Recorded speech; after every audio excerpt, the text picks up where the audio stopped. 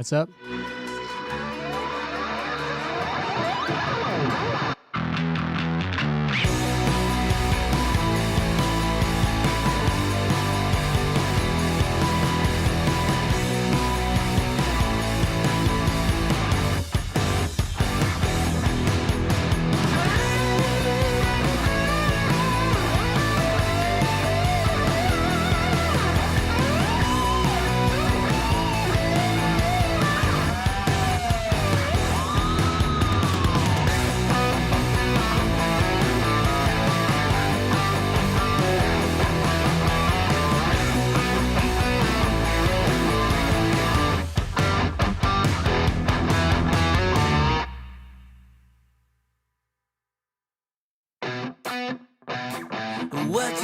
What you think about when you're born into a fire?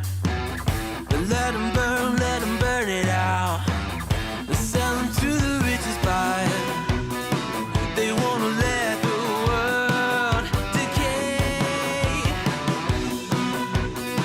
They tell us lies and fade away, fade away. We feel betrayed.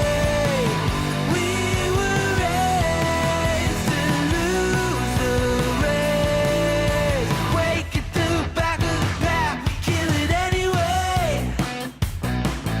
Listen up now, because we're never dropping out. Beat the odds, beat the big house. Our brains are bigger than the doubt. We've been thinking for ourselves, never let the truth fade away. This is bigger than ourselves, we won't let the world burn away, burn away. We feel betrayed. We were raised to lose the race. Wake at the back of the pack, kill it anyway. To blame, haters face the world's mistakes. Wake at the back of the pack, kill it anyway.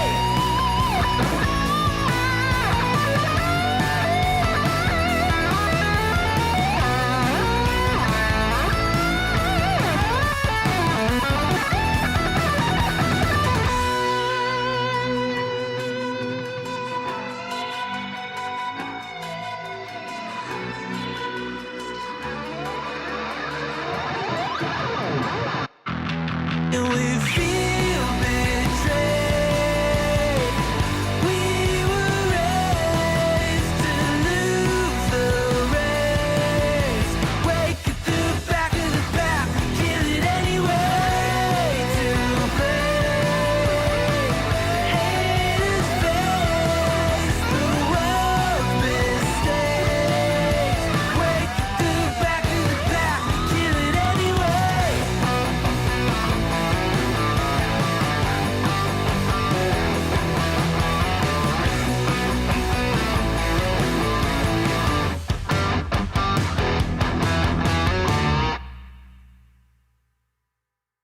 right, stop that. Give me a second. Let me launch Facebook. What's up? What's up?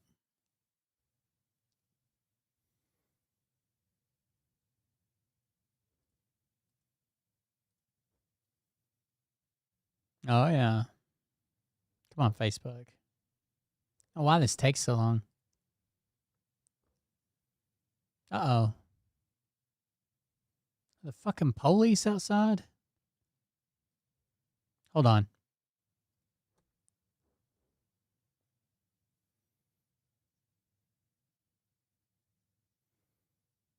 There's an ambulance at a funeral home down the street.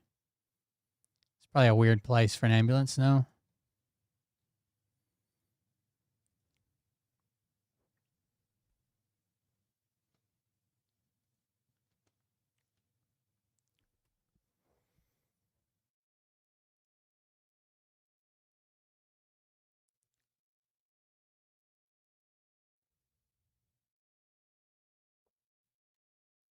All right, I think we're good. Let me check the chat. What's up, Yori? All right, here we go.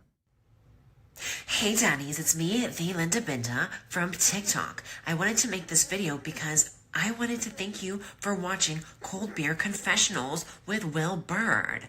I think that's just incredible. I've watched a few episodes and I'm just like very intrigued. But you know what I'm most intrigued in is Big Daddy's meat stick. I heard that it's very thick, like a good old German sausage. You know, Linda and her coochie loves that. Oh, never mind. Let's not go there. Anyways, I hope you have a good show and enjoy it as you can. There's a lot of weird things that go on, especially when it comes from the realm of Linda Bindaland. So, enjoy the show. Thanks for watching. Peace out. Welcome. Oh, it's a little bit late tonight. Welcome, everybody. I am Will Bird, and this is the Cold Beer Confessional. Thank you for joining us. Glad to see you. Happy you're here. Whatever. Cacrafter just resubscribed for 42 months. 42 months. 42 months. Damn. Thank you for the resubscription. I appreciate that. Let's see here. I want to talk about Phil tonight. But it's not regular Phil. So it'll be just a second. Hold on. Actually, I do want to go check on. Let's go check on Phil first. So Phil's crypto is fucking. So we've talked about signs of like crypto scams, like they're not on a valid market. The liquidity is tied up. You can't tell who's vested, who's not vested. They use words like these AI buzzwords and tokenomics and shit. The fact that he told people that silver would be $60,000 an ounce 3 years ago, said it was coming. Got to buy silver. Got to buy my silver where I get a kickback. Got to have it. It's going to be $60,000 an ounce. And then he starts having people trade their silver for double all-time high or triple all-time high price for crypto. Tells you that the value is in that silver at current prices and not the crypto, right? So he's got a lot of people. I don't feel bad for him anymore. I used to. He's got a lot of bad people in bad spots. He's got people that... Oh, another sign is this constant rolling over, right? So we start with Adam, and then we go to Atla, and then we go to Jiggle, and then we go to, Russian, for some reason, Russian farmers are coming to help. You just keep rolling and rolling and rolling. And what that does is like, let's see here. Can we get to, okay, hold on just a second. So it's project after project after project.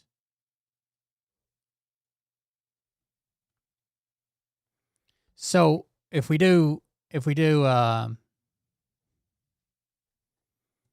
maybe it's a little thicker, maybe you can see it better. If we do a crypto scam,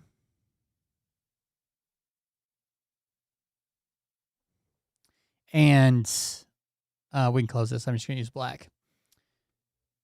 We start here, right? I want you to, this is my $0 line. And this is my, I don't know, infinite money line, right? Like we're going infinitely money. And I'm going to start a scam here and ask you to invest and tell you like, hey, if you get in right now, look, I can make you $10,000. I need your investment. I need you to invest $1,000, but I'm going to make you $10K. Okay. And the cash out on this is 1 year. Okay. Now I've got to do something here, right? People invested. They think they're going to make at least some profit. Maybe it's not this 10K. Maybe it's 3K or hopefully a profit, right? If I want to keep this scam going, I definitely can't have a loss there, right? I can't turn $1,000 into $0 if I want to keep the scam going. So instead, what I'm going to do is I'm going to roll it in. And I would say, now you can get out now for your 10K, which you can't, right? But why would you? Because we're starting our 2-year project, right? So just you're already in 1 year. Your balance already says 10K on your marketplace. But I'm going to take you to 100K. Kelly Lucy just resubscribed for 13 months. What's up? Thank you for the resubscription. A little over a year. Appreciate it. I'm going to take you to 100K. Why would you get out here? You can, wink, wink. But why? Who would? Why would you? So now I've made even bigger promises, and I'm letting you roll all this and future profits into this. Okay? Now, again, I've got to do something here. So the way we see this with Phil is we have Jiggle. Then we have Adam. Then we have fucking, I don't know, Atla. Then somehow we got fucking Soviet. Farmers. And we're setting up here at like, I don't know, 1 million. Okay? And these are the promises that this is the road he took them on. And they got in for whatever amount. Maybe they sold silver, and maybe they rebought in, and they bought a founder pack, and they bought this pack, and they bought this other pack, and whatever. It doesn't matter. We're set up here at $1 million. The problem is you're going to have people along the way that's like, okay, this 100K here would be awesome, but I'm 85 years old and I've got medical debt. I need this 10K. So what do? We ban those people. We chastise those people. We call them, we say FOMO and FUD and all these acronyms for these people. We call them haters, and they couldn't take the pressure and blah, blah, blah. But you can see this is not sustainable. The only way this would be sustainable for a limited amount of time is in a Ponzi scheme. In a Ponzi scheme, we have this first group that invests the 10K or whatever. And then when we're rounding this second group, the 100K, we're taking money off this and feeding it back to here. We're taking money off this and feeding it back to here. And we're taking money from this and feeding it back to here. And eventually you run out of money, but it lasts a little bit longer, right? You could do this for years. Your first round of investors get paid by your second. Your second round get paid by your third. Your third round get paid by your fourth. And hopefully you're building some notoriety and some influence, and you're getting more investors each time, right? Hopefully. So we can keep it going a little bit longer. But Phil doesn't even do that. There is no money left. They've already spent the money. When they're showing you their yachts and their offices and they're in Minsk and they're doing a concert and they're life flighting in Russian farmers to help out with the hunger crisis and whatever, they've already spent the money. There is no money. There is no Ponzi. There is no kickback. It's just going to the top. So right now what we have, and this is just this doubling down. You'll see this all the time. Like instead of admitting failure on project 1, we call project 1 a success and push them into project 2 and tell them the sky's the limit. No, project 1 didn't fail. You could get out. Well, why would you? Right? And I said this when he started asking for people's silver. They were already hurting. Okay? He's not having enough money come in. Because if people were still offering cash, why the fuck would he want you to trade in your silver? They weren't. So he says, okay, your silver's worth $60 an ounce, or let's say $100 an ounce. I'll give you $300 an ounce for it. Where is that value being made up at?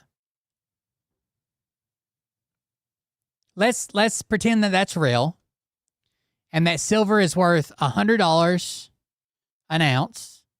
And Phil says, no, in trade, I'm going to give you $300 an ounce. Phil's in it now for negative $200 an ounce. Right? He lost $200 every time he fucking does this. So not only does he have to make money to make you this $10K, $100K, $1 million, but on every fucking ounce of silver he bought back, he has to make up another $200 an ounce. He never intended in doing any of this. The silver just has this inherent value. And they'll cash it out and sell it and get another fucking, rent another yacht or whatever. Get another softcore porn star to be his girlfriend, whatever it takes. All right. Let's start with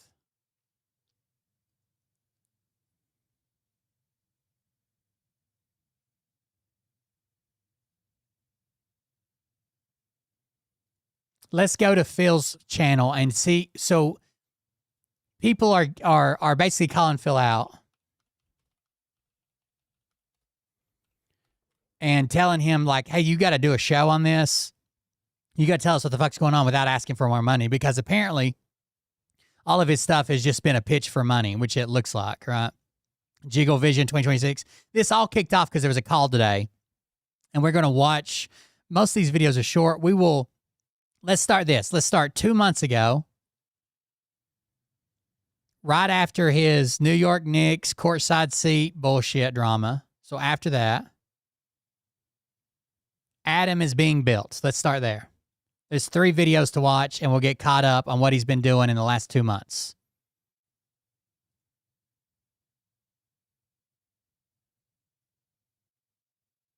Let's go to videos first. All right, here we go.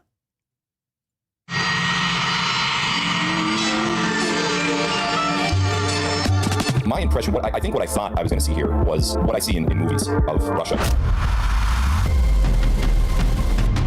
I guess my overall answer would be, I was even surprised because I knew that a lot of what I was hearing wasn't true. This is a very clean cut, safe.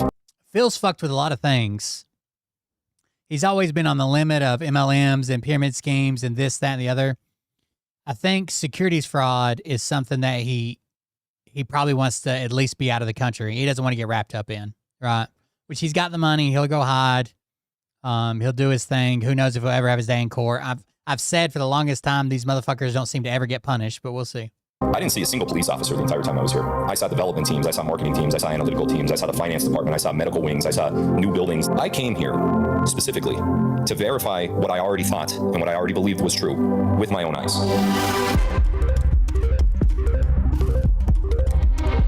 Phil's revamping Russia. Here in Belarus, I'm here in Minsk. I have access to everything that the company has to offer that I don't have access to back home. I'm surprised on ISIS countryside is kind of handy. When I think of Russia or Belarus, I think like snow. I purposely didn't do too much research about Belarus. I knew I was coming, just didn't know when.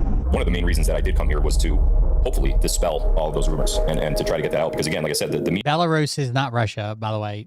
Phil just keeps using them interchangeably. doesn't always paint an accurate perception of what reality is. So you hear stuff about war and you hear stuff about tanks and missiles and guns. And Belarus is like Ukraine. They're much friendlier with Russia, but after the Soviet Union fell, it's an independent nation since the 90s. And drones and all this stuff, and you're in a war zone. I didn't see a single police officer the entire time I was here. I didn't even see a police car. I didn't see a homeless person. I didn't see a gun. I didn't see a military aircraft. You go in the United States in any random city anywhere in the entire country. I guess the biggest thing is the cleanness of it. Like you go to a city like Chicago, for example. Nothing against people if you live in Chicago, but you go to the Bronx, New York, and that's not what this is out here. I mean, this is a really laid back atmosphere. There's booming. There's little shops that seem to do really, really well. There's restaurants, there's bars, there's families walking on the streets. The direction that the media takes you in just seems so unrealistic. And I don't know why that is. Yeah, it's always been fake. Phil's entire thing is a persona. When he first came to the internet, he told people that he was the top a real estate agent, owned multiple restaurants. He was a restaurateur, owned multiple gas stations and businesses. He bought a shopping center one time to like flex on people. Like everything about Phil is fake. But there's except for his attraction to minors. Travel restrictions to come to Belarus, and they put up all these warnings and everything. It's just so disingenuous, and I hate disingenuous anything.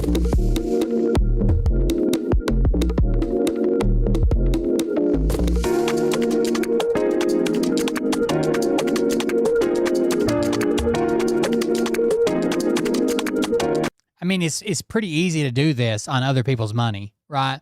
You'd have to bankroll quite a bit when you first start out to make people believe that you're this famous influencer, blah, blah, blah. But once you got other people's money, you just go spend it the way that you imagine a successful fucking entrepreneur looks like, and then just videotape it all.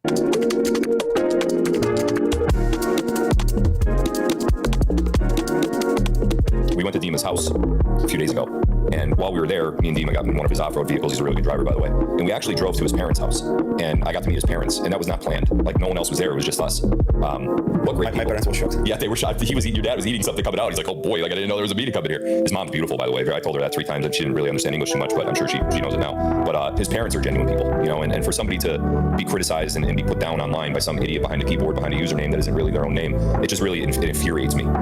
People like a comeback story because a lot of people have issues within their own life. Belarus is a country of villages, and every one of us had grandparents in village or at countryside or grandparents, and for us it's pleasant memories to go to such kind of banya, to smell the smoke. It's like return to our childhood.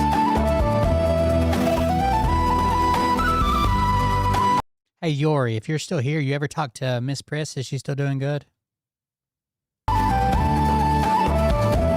Something reminded me of her the other day. Oh, a meme. Was when you walk up to someone and you could see that fire in their belly, the fire in their eyes, the professional atmosphere that they thrive in. I saw development teams, I saw marketing teams, I saw analytical teams, I saw the finance department, I saw medical wings, I saw...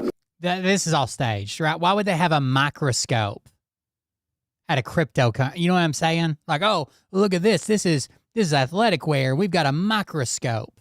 The fuck you looking at with a microscope, dude? New buildings that were remodeled. There are places in the height of this influencer bullshit. There were places that you could rent by the hour to just make it look like it was like your Google like open floor plan programmer's office, and you just rented it by the hour, and they had actors that would fill all the computers, act like they were programming, and have this open concept and dartboards and foosball and shit. Modeling that we're moving into and the excitement that comes with doing that, and not only from the perspective of you and the leaders and the higher ups in the company, but also from the perspective of the workers, the everyday people that are actually in the company, in the buildings, doing these things. And I think it's just an extremely, extremely professional. There was the dartboard I said. Atmosphere filled with professionals who love being here. I was. Or one of the things that was made famous is, you remember how many videos people made on the influencer plane? It's not even a fucking plane. Like it's like a grounded.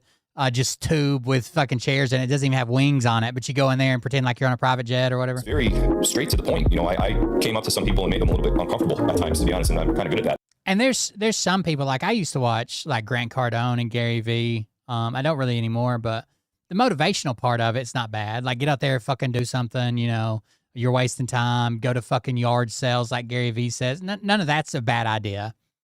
But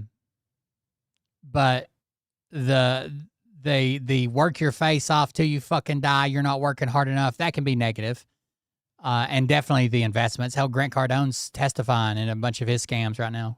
I asked a lot of uncomfortable questions. I tried to make people uncomfortable with the questions that I was asking. So when you walk up to somebody and you ask them a question about what you're doing here and how does it relate to this and how does that relate to that, and you get a very professional, very... Oh, this is another one.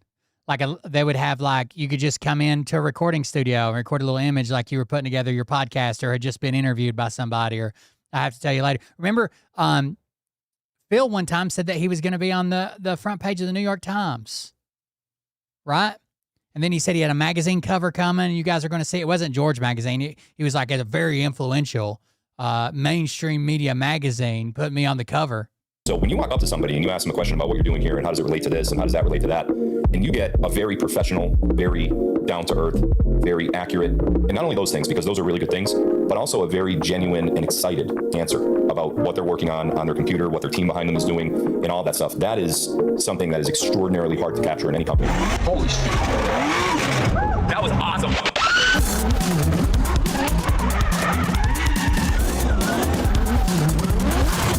Wow. So much fun though. I love it. Yeah. I was trying to get the smile off my face when we were about to fly to the other car. I'm like, it's so crazy. All you can do is laugh. What's different here is the infrastructure that we have is worth millions and millions and millions of dollars. You can't put value on something that, doesn't live on a PowerPoint. These projects. Okay. So it's worth millions and millions and millions and millions and millions of dollars, but you can't put a value on it.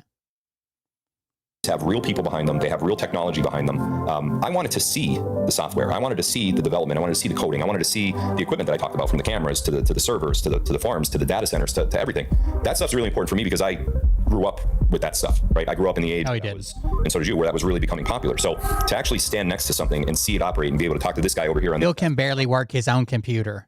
Probably the most fun I had since I was 12 We debunked all that during the 5-hour interview with Phil. years old. Like literally just being out there. And I've got a guy who put me a computer in that only accesses the dark web. He's my tech guy. in that environment, especially in the atmosphere, around the forest, on the river, into the lake, just seeing all those, it was amazing. Absolutely incredible. I came here specifically to verify what I already thought and what I already believed was true with my own eyes. I verified it. It's real. I stood in front of people. I asked them those uncomfortable questions. I looked at the technology. I looked into the back doors. This is massive. So he did the background check for you guys, right?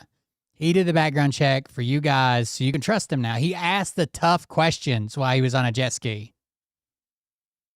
Like, hey, how do people actually cash out of this motherfucker? Like, This is a big operation. This is a technology boom. This is a market changer. This is a game changer. It's a world changer. Belarus is very much like where I grew up. It's very much like Pennsylvania. It's a very wooded area. There's a lot of national parks. There's a lot of forests. There's a lot of farmland. There's a lot of greenery. There's a lot of trees. Areas of Belarus that remind me of my childhood. So yeah, I absolutely want to come back. I want to come back. I want to be closer to what we're building here. I've seen now with my own eyes what we're building and where we are in that process of building it. I want to come back regularly. I want to come back. It's not that bad of a flight. If you could get the right flights to come over here, it's not that bad of a flight. I want to communicate with the team more. I want to be part of the process and be part of what we're building. I'm just really happy with what I saw, and it's just definitely not the overall. You might have to live there. Absolutely, I'm gonna get it. Once they get after your ass. All right. So that was the first one. Let's go back. That was just a promo video. I think we may have seen this one. This is one of their Jiggle release videos. And then we got one more that says huge announcement. Your phone does more than make calls. It tracks your location, collects your data, and builds a digital profile. Imagine you had the greatest investment opportunity of fucking centuries, right? And you come to Phil Godlewski and Brad Barton to bring it to the U.S.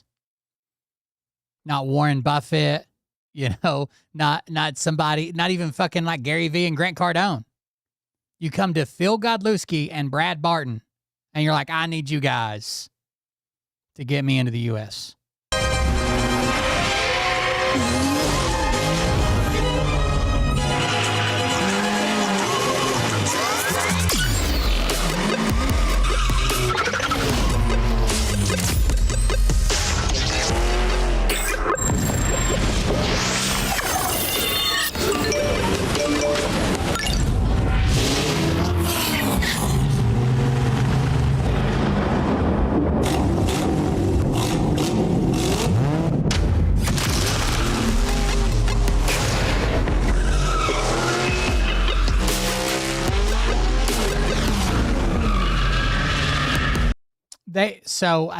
The real reason is so Brad and Phil started working together way back during Q.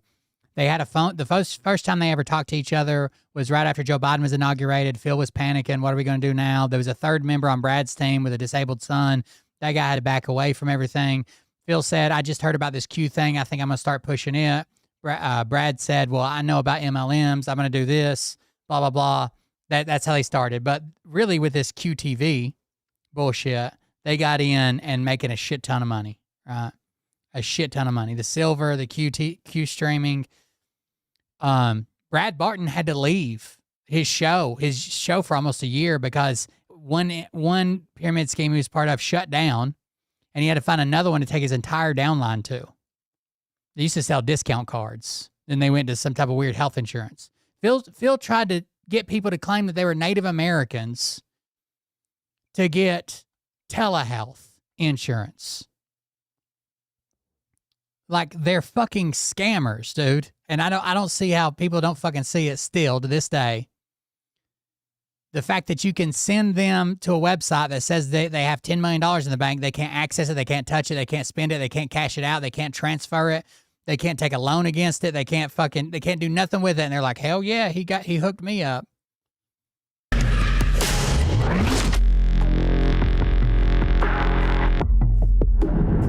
Fucking Hiawatha Phil.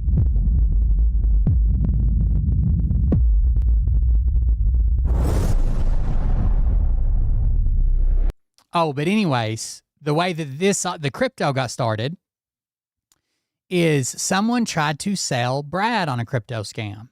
So Brad claims he got this phone call from a guy, said, look, I know you're into making money and taking risks. This guy told me it's a sure thing. If I give him $10,000, I can do this, this, this. And by this time next year, when it's unlocked, it'll be worth $150,000 to $300,000, blah, blah, blah. And Brad said no, believe it or not.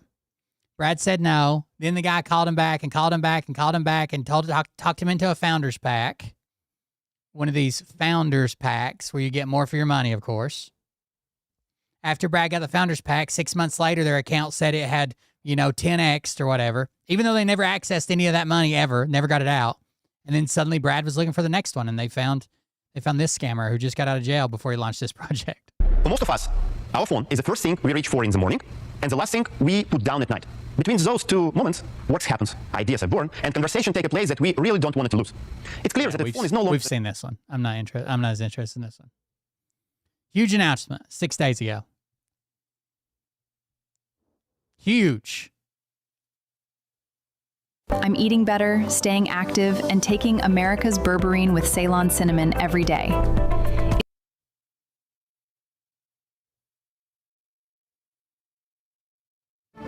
My name is Phil Godleski, and I'm excited to invite you to the 2026 AI Atom Global Expo here in Minsk, Belarus. From October 16th to the 18th, Minsk will become a global meeting point for innovators, investors, researchers, and industry leaders, all looking to explore the future of artificial intelligence. Over 3 exciting days, you'll explore breakthrough AI technologies, inspiring projects, expert panel discussions, and network marketing opportunities with professionals from around the world. Spread across 20,000 square meters of exhibition space. Network marketing or AI? Will bring together guests, innovators, investors, and industry leaders from around the world. Those usually don't go together, right? Like, is this an AI expo? Or the biggest thing you said was panels, experts, and multi-level marketing. AI Atom Global Expo is a place where human creativity meets artificial intelligence, where people and technology come together to build the next generation of products, businesses, and opportunities. So there you go, a big AI expo. Now the last thing we got to do is let's go to one of his live videos. And then we'll go into his chat. It's not in his typical chat. I think it's being suppressed very heavily, okay? But in the chats that he doesn't have an iron grip on, the actual crypto chats, it's pretty bad. It's 2 hours long, but we'll skip around. Create a tobacco alternative that dips like the real. God damn it.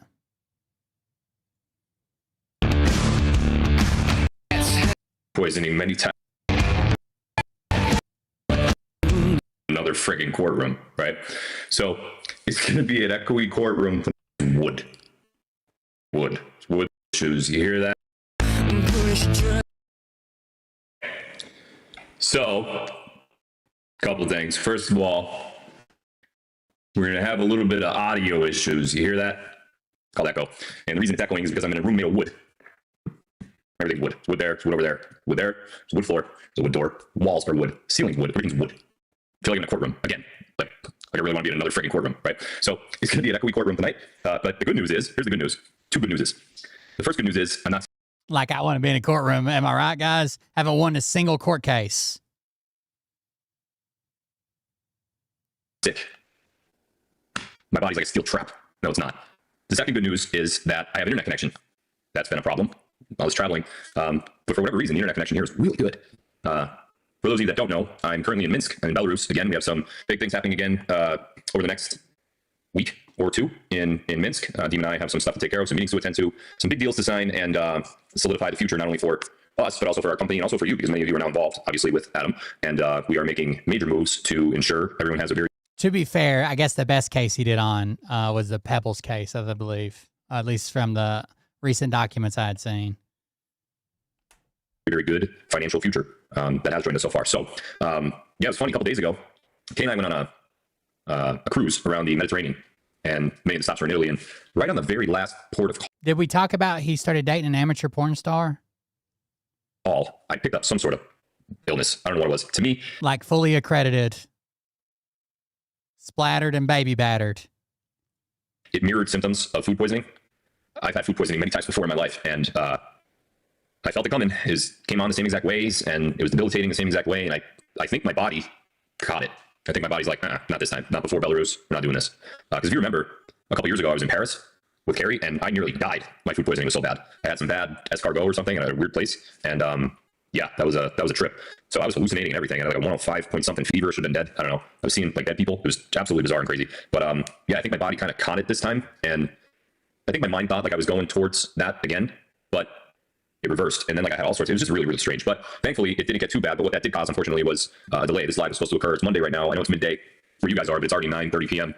here in Minsk. So this live is already a good. Yeah, he's had multiple girlfriends, you know, since the, you know, he had the flight attendant or the private jet girlfriend, and he's had multiple girlfriends. One of them happens to be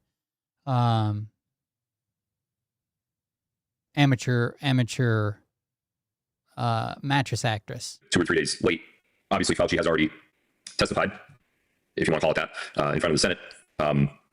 But I still have a lot to talk about in regards to his testimony and what I think about his testimony and where things go from here after his testimony. And I also want to show some clips tonight. I have about 7 or 8 different Fauci clips from the hearing that I'm going to put on the screen and let you watch, and in the comments, obviously, over them. Most of them are from, I think actually all of them are from Josh Hawley's questioning. Fauci did some things body language-wise that... It's Kaylin Ash, right? I don't know if everybody picks up on that stuff. I've told you guys before, body language is everything. It doesn't matter. For me, when you're in front of me and you're talking, most of them are talking about testified here in the end, but it reverted by escargot or something at a weird place. And with Carrie, and I nearly died. My food poisoning was so bad. I had some bad escargot or something at a weird place, and yeah, that was a trip. So I was hallucinating and everything. I had like a 105 point something fever. Should have been dead. I don't know. I was seeing like dead people. It was absolutely bizarre and crazy. But yeah, I think I caught it this time, and I think my mind thought like I was going towards that again. This live is already a good 2 or 3 days late. Obviously, Fauci has already testified, if you want to call it that, in front of the Senate. But I still have a lot to talk about in regards to his testimony and what I think about his testimony and where things go from here after his testimony. And I also want to show some clips tonight. I have about 7 or 8 different Fauci clips from the hearing that I'm going to put on the screen and let you watch, and in the comments, obviously, over them. Most of them are from, I think actually all of them are from Josh Hawley's questioning. Fauci did some things body language-wise that I don't know if everybody picks up on that stuff. I'm interested to see how much... Body language is everything. It doesn't matter. For me, when you're in front of me and you're talking to me... If he pitches back to the crypto being honest or not. It really makes no difference what's coming out of your mouth. I'm just looking at you. I'm watching everything about you. I'm watching your eyebrows. I'm watching your under eyes. I'm watching your lips. I'm watching your nose flare. I'm watching your ears because sometimes they move. I'm watching your throat. I'm watching what you do with your hands. I'm watching your body posture. Are you back? Are you forward? I'm watching everything, and I really don't care what's coming out of your mouth. I'll figure out what came out of your mouth after I see what you do initially when you're first talking to me. She's in a movie called, wasn't it called Serial Blondes? Like serial killers, but serial blondes. The Governor, and something called Going Organic. Kind of did the same thing for Fauci. Now I know a lot. Betrayed by love and hungry for power, 2 best friends seek revenge on lying, cheating married men until a greater force turns them against each other. A lot of full frontal nudity and shit. It's weird. Body language stuff has already been put out on Fauci. So if you guys have already read this stuff or saw this stuff or whatever, then it's fine. You can hear it again. But if not, then, and listen, I could have also done the whole deposition, but that would have got boring. So I picked out some key moments from the deposition that I want to point out. And this could be a good lesson tonight for those of you that get lied to often. These are some things that you should probably start picking up on, because I know it's hard to believe, but human beings like us, like humans, we lie. Just in case you didn't know.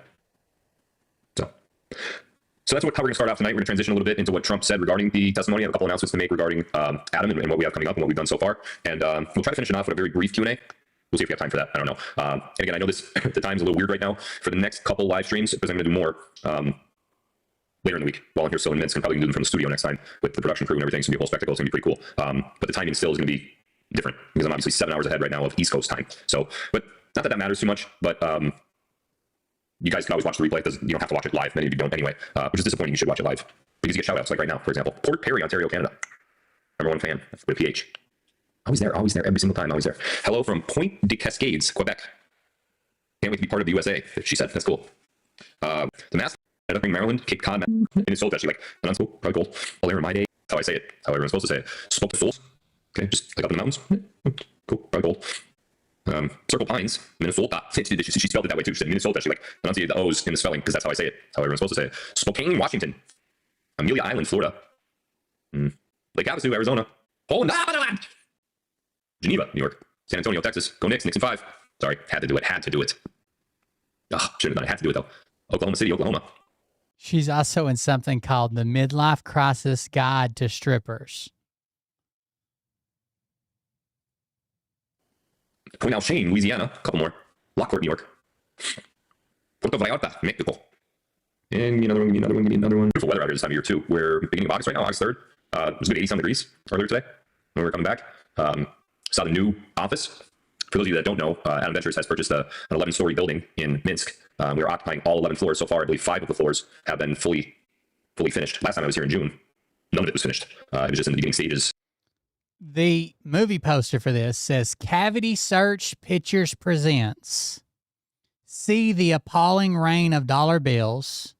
Hear the hypnotic beat of the pole spinning sirens.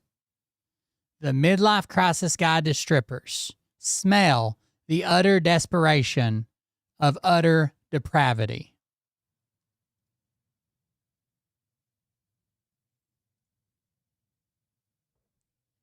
This is the movie poster.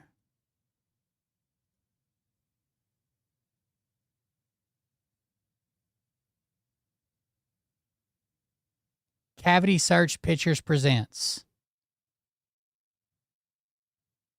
Apparently, it's like a short, but still, like, what the fuck? In the design stages. Now we're in 5 of the 11 floors, and the other ones are coming within weeks. It's just the massive expansion. Just looks like $1 million. Looks like $100 million building. Really, really impressive stuff. So the whole time I was there today, and since I got off the plane a couple days ago, there's... All right, so we still got the pitch, right?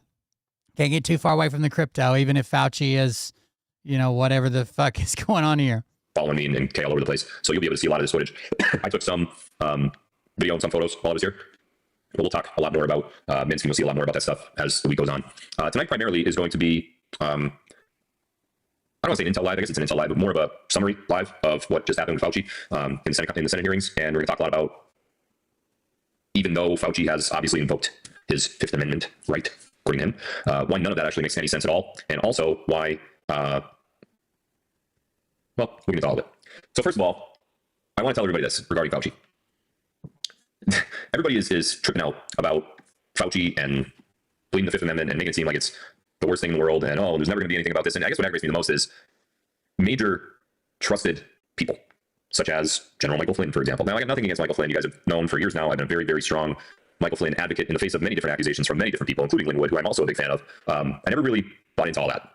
I think Flynn is a patriot. I know Trump appointed Flynn to head the NSA, which is a very, very important thing to do. Obama and his team did everything to stop Flynn from being in that administration at all. Relax, man. Relax. Just take a breath, please. It's all a movie, guys. If it doesn't make sense, it's a movie. If it makes sense, it was always part of the plan. If it hasn't happened yet, it will happen. If it did happen, but it wasn't supposed to happen, it didn't really happen. Again, it goes back to what you want to happen on your timeline, because you want also Hussein Obama. That way, and ignore everything else. That's important. Why? Because your timeline is important. That doesn't make any sense. It's not about you personally. It's about a certain order that things have to go in to ensure that none of this happens again. Oh, okay. What's more important? Arrests? Timeline? What's more important, right? You starving to death, getting evicted from your house, dying in utter poverty, or the timeline? Or ensuring that we never put ourselves in position for there to have to be arrests in the future, ever. Because I would say the latter. Now, if all you want is accountability, it's the only thing that you want, make arrests now. But guess what? When you're dead and looking down, your kids are gonna have to deal with this. Your grandkids are gonna have to. Looking up. Your kids are gonna have to deal with this. And the next time this happens, there's not gonna be a solution.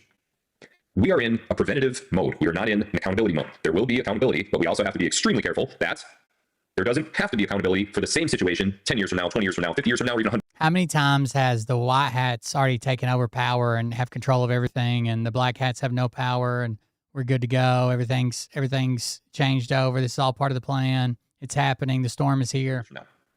Relax. I've been telling you guys this since 2001. Literally, since 2001, since it started going down.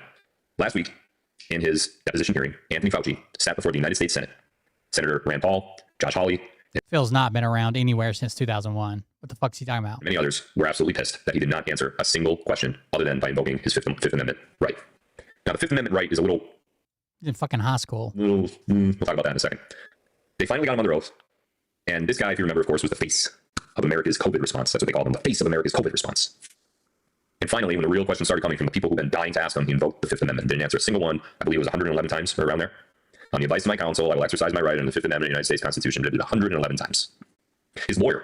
The real reason you're stiff after sitting. One of the first things I tell people is please delay your breakfast. Number 2, get your vitamins. Yeah, he would have graduated in like 2002, right? Like, I've been telling you since 2001. You guys remember? Just published show that people who had when I was a junior in high school.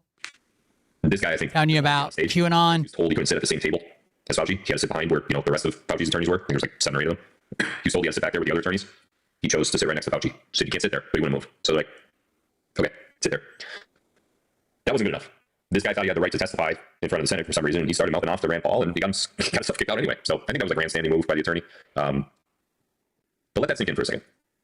The man who shut down your business forced your kids to wear masks to school. The man with absolutely no power to do any of that. Acted like he was the absolute authority on all science.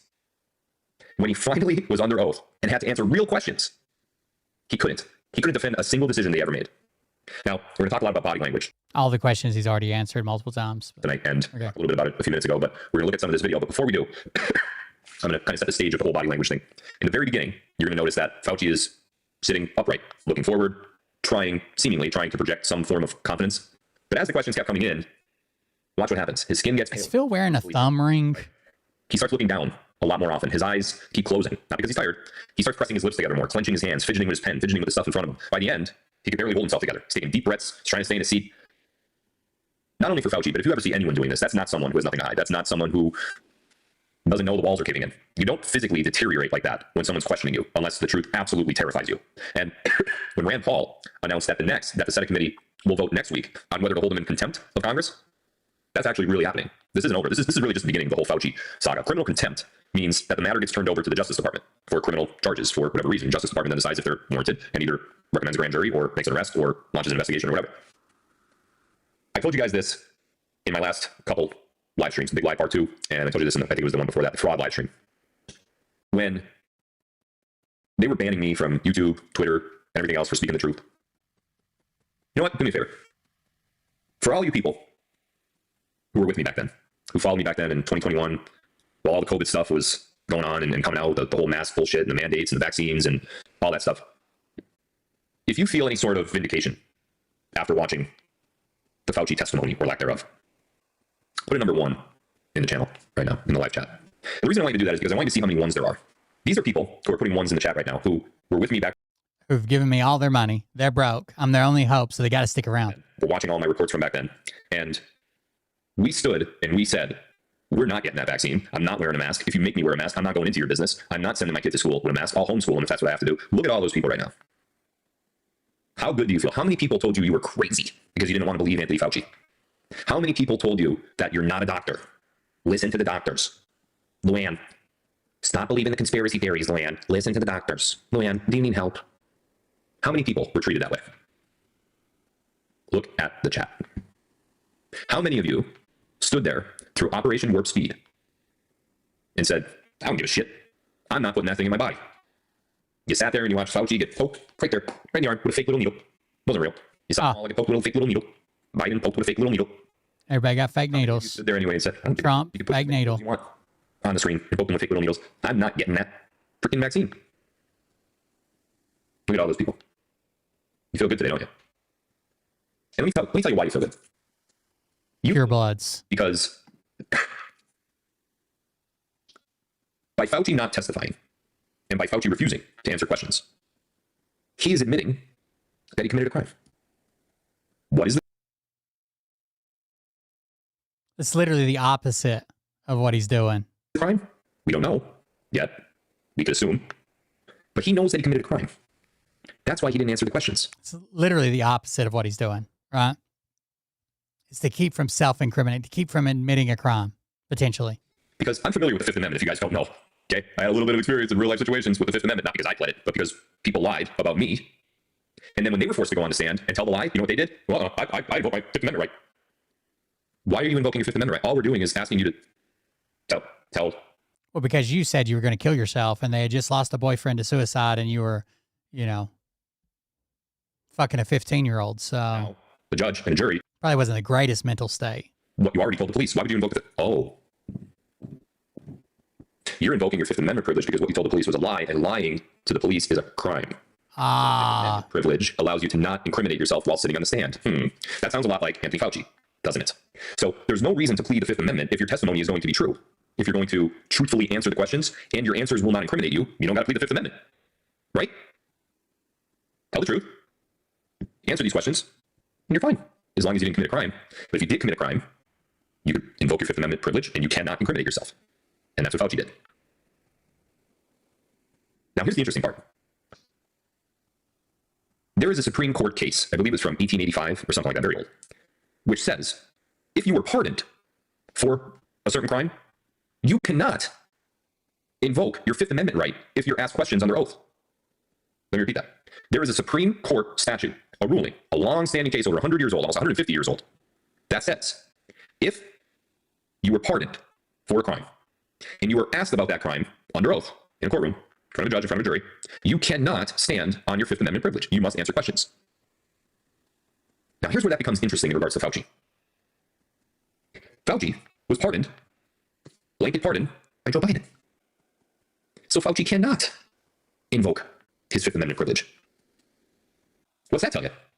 Because it can only tell you one thing. Biden's pardon is not legitimate. Why would a presidential pardon not be legitimate? 2 reasons, and only 2 reasons. There's no third reason. It's one of these 2. Could be both, actually. Now that I think about it. It's one of these 2. Or both. Probably both. Number 1, the person who gave you the pardon had no authority to give you the pardon. It came from the president. So he must have had authority, right? No.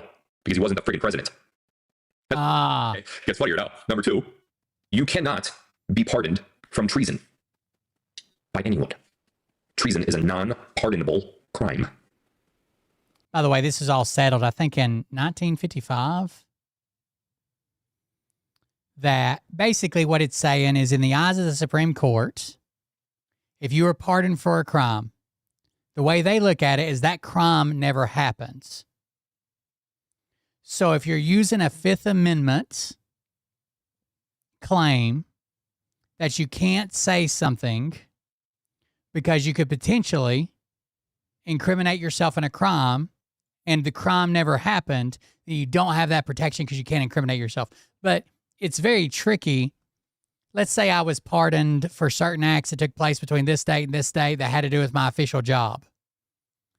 Well, technically, I'm pardoned for that if it had to do with my job. But then you compel me to testify, and I testify something, and you say, well, that was after work hours. So that doesn't have to do with your job. Now I get my protection back, but you're trying to make me self-incriminate. You know what I'm saying? I believe Anthony Fauci committed treason. I believe he committed crimes against humanity. They were trying to clip something where you said XYZ, and then you said ZYX. So you're lying to Congress. And I believe that's what they were trying to do. Illegitimately pardoned by an illegitimate president. I believe his attorneys know that. And I believe that is exactly why he invoked his Fifth Amendment privilege. Now I bet you feel pretty vindicated, don't you?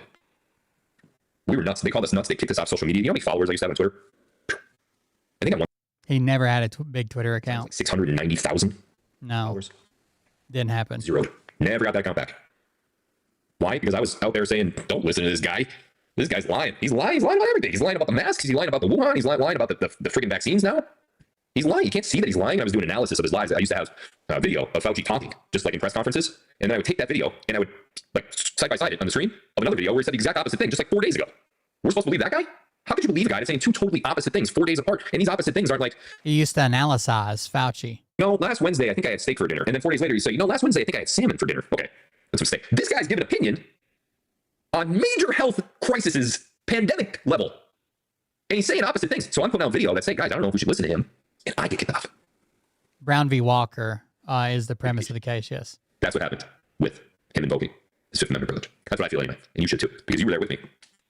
And you lived it, and it was real. It literally says, Brown v. Walker excerpt says, Justice Henry Billings Brown found that if a witness has already received a pardon, he can no longer set up his Fifth Amendment privilege since he stands, with respect to such offense, as if It had never been committed. This was going on during the who was the treason? Burr, Aaron Burr. And you felt it, and you wouldn't go into that store. You wouldn't buy their merchandise. You completely rebelled against anything that had to do with this hoax of a pandemic. Good for you. You should feel proud that he invoked his Fifth Amendment privilege, and you should throw it right back in the face of anyone that ever gave you the condescending talk that each and every one of us got. Now I want to look at some clips. We're going to put some clips on the screen of Mr. Fauci, and I'm going to tell you what I see. We're going to focus primarily on his body language, and then we're going to talk about whether or not he's actually going to get away with any of this stuff. So the first one's pretty early on. This is after Josh Hawley, Senator Hawley, starts his line of questioning. Let's put this one up first. A century more. Brown versus Walker, 1896. When he has been pardoned, he may not stand upon his privilege. You know that. Your lawyer said behind you now shifting. By the way, Fauci's pardon is not like anything you ever may have done ever. It is broad. It is preemptive. Between January of 2014, January 1st, 2014, and January 19th of 2025, the day before Joe Biden left office, it covered any action related to Fauci's service as director of the National Institute of Allergy and Infectious Disease, NIAID, his role as the White House Coronavirus Task Force, or his position as chief medical advisor to the president. So anything outside of those, not pardoned for. Nervously in their chairs, they know it. For a century more. Brown versus Walker, 1896. Did you catch that? Very subtle right at the end. The face scratch. Very obvious giveaway that something's wrong. Watch it again. For a century more. Brown versus Walker, 1896. When he has Joe Biden was actually pretty smart. He had to see that they were going to try to crucify this guy. been pardoned, he may not stay. And you know what's crazy? Is I guess because she kind of shut up and disappeared and played along, they never go after Dr. Birx. Or they never show all the stupid shit Trump said, obviously because he's leading the charge, but still. And upon his privilege. You know that. Your lawyer said behind you now shifting nervously in their chairs, they know it. As soon as he heard the court docket, and that was the one I was just talking about before, the Supreme Court case, as soon as he heard it, he was looking up, he heard it, he looked down, almost in disgust, and he scratches his face. That right there is an indicator that the person who's doing that, their stress level is rising. They know that the line of questioning that's coming from the person that's asking it, they know what they're talking about. And his stress level just went up significantly. Now watch the second one. It's right after this. This isn't about the Constitution. This isn't about the law. This is about contempt. Contempt for this body and contempt for the American people. See that? Why is he doing this? You think that's a signal? You think he's signaling like Mother Teresa? That's a secret signal. Yeah. Another senator up there. You got him. You think that's what it is? Watch it again. This isn't about the Constitution. This isn't about the law. This is about contempt. Contempt for this body and contempt for the American people. That's a classic. Let me tell you why it's a classic. When you see somebody do that, they're hot. They're airing themselves out. Listen to some of these comments. One, my daughter even left Mercer University at the beginning of her third year pursuing her doctorate of pharmacy and $90,000 in student loan debt because of the jab mandate. She walked away. She no longer even believes in the medical fields.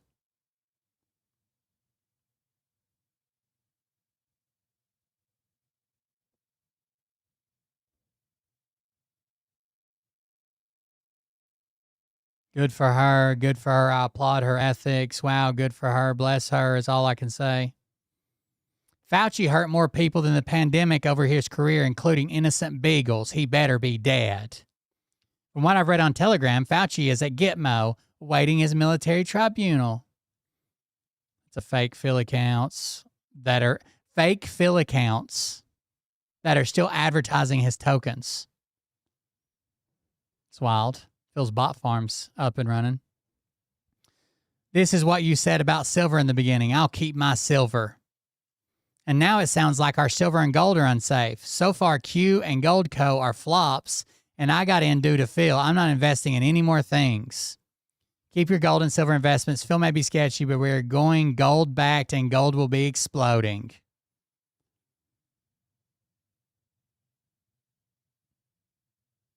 No vaccine, no mask. His wrists are sore from his handcuffs. That's why his fingers are inside his shirt.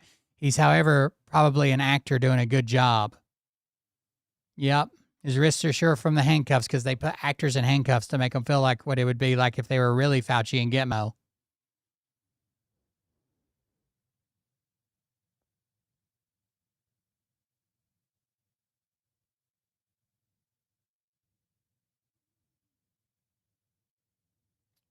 My daughter left her 4th year of medical school. She doesn't even believe that medicine's a real thing. His body temperature is rising. He's literally pulling his collar away from his neck because he's perspirating, and it feels uncomfortable when you perspirate against a shirt, especially a shirt like that.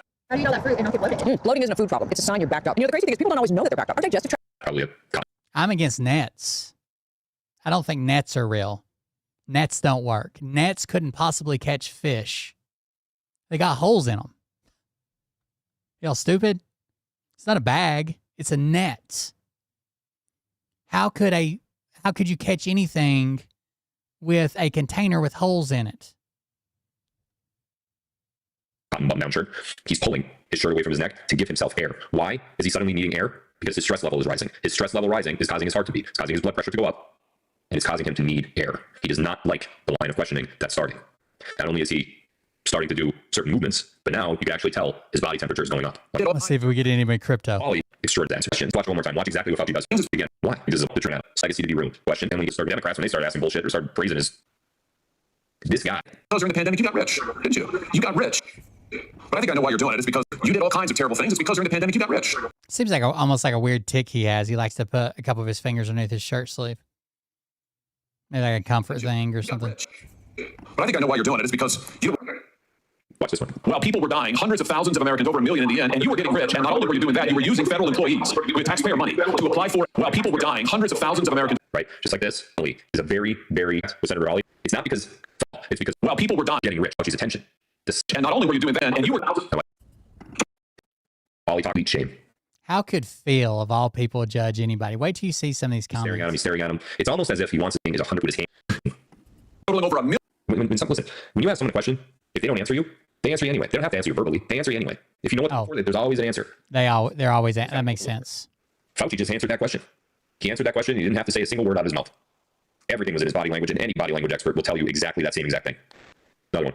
On the advice of counsel, I respectfully decline to answer based upon my rights under the Fifth Amendment to the Constitution. On the advice of counsel, I respectfully decline to answer based upon my rights under the Fifth Amendment to the Constitution. On the advice of counsel, I respectfully decline to answer based upon... Look at the fingers in the shirt. On the advice of counsel, I respectfully decline to answer based upon my rights under the Fifth Amendment to the Constitution. On the advice of counsel, I respectfully decline to answer based upon my... For years, I have watched body language of people. I've watched family members of mine lie. I've watched body language of people while they lie to someone else's face. I've watched family members of mine lie to my face. I've watched spouses of mine lie to my face. I don't think in my 25 plus years of being a pretty well above average body language enthusiast, I don't know what you want to call it, I've never in my life seen someone like Anthony Fauci behave the way that he did in this hearing. Remember when he came out that one time and he's like, I'm nobody, just a streamer, just a guy with a little stream and a computer in his house. Military intelligence officer. Never. It was the most obvious case of confirmation through body language that I've ever seen. There were times, including that last video, I'll play it again, that his voice would actually crack slightly as he's answering. Now, other than his opening statement, he said the same words the whole hearing. He read from a very small piece of paper, on your vice counsel, blah, blah, blah. So it's not like you had to do anything or say anything different or remember anything differently. So why would your voice crack? It wasn't really a crack, but it was more like listen. Remember Greg Folkers? Who was that? On the advice of counsel, I respectfully decline to answer based upon my rights. Sorry, wrong one. On the advice of counsel, I respectfully decline to answer based upon my rights under the Fifth Amendment to the Constitution. On the advice of counsel, I respectfully decline to answer based upon my rights under the Fifth Amendment to the Constitution. On the advice of counsel, I respectfully decline to answer based upon my... Only likely, yeah, like right there in the beginning. On the advice, you can't. It doesn't sound like it did in the beginning. It's starting to get a little bit different, isn't it? Key indicator that what you're saying is just, it's completely covering up your stress level, you're lying, it's almost your admission. It's covering up your admission of what you're trying to get past. Listen again. On the advice of counsel, I respectfully decline to answer based upon my rights under the Fifth Amendment to the Constitution. On the advice of counsel, I respectfully decline to answer based upon my rights under the Fifth Amendment to the Constitution. On the advice of counsel, I respectfully decline to answer based upon my rights under the Fifth Amendment to the Constitution. On the advice of counsel, I respectfully decline to answer based upon my rights under the Fifth Amendment to the Constitution. Just an absolute, one of the worst I've ever seen in my life. One more. Remember Greg Folkers? Who was that? On the advice of counsel, I respectfully decline to answer based upon my rights under the... Remember Greg Folkers? Who was that? On the advice of counsel, I respectfully decline to answer based upon my rights under the... Oh my God, how many times are we going to watch it, Phil? Right in the beginning, when he's asked about Greg Folkers, I believe, was his chief of staff at the time. As soon as he hears the word Greg Folkers, watch his eyes. Remember Greg Folkers? Who was that? On the advice of counsel, I respectfully decline to answer based upon my rights under the... Remember Greg Folkers? Who was that? On the advice of counsel, I respectfully decline to answer based upon my rights under the... Remember Greg Folkers? Something not good. I don't even care who Greg Folkers was. Could be his chief of staff, could be his brother, could be his cousin, could be his... Whoever Greg Folkers is, Fauci don't want to talk about it. is he not only, when he said Greg Fauci, that Fauci, Who was that? Let's get the cryptos pitch. and because he's in there, Sorry. if he did that, that's not how it works. They set process, then comes an indictment. Then get like, It's taking so long for these people to wake up from Phil, dude. what the? Wait a minute. How did this save the kids people always fall for the pedophiles? What world are we in?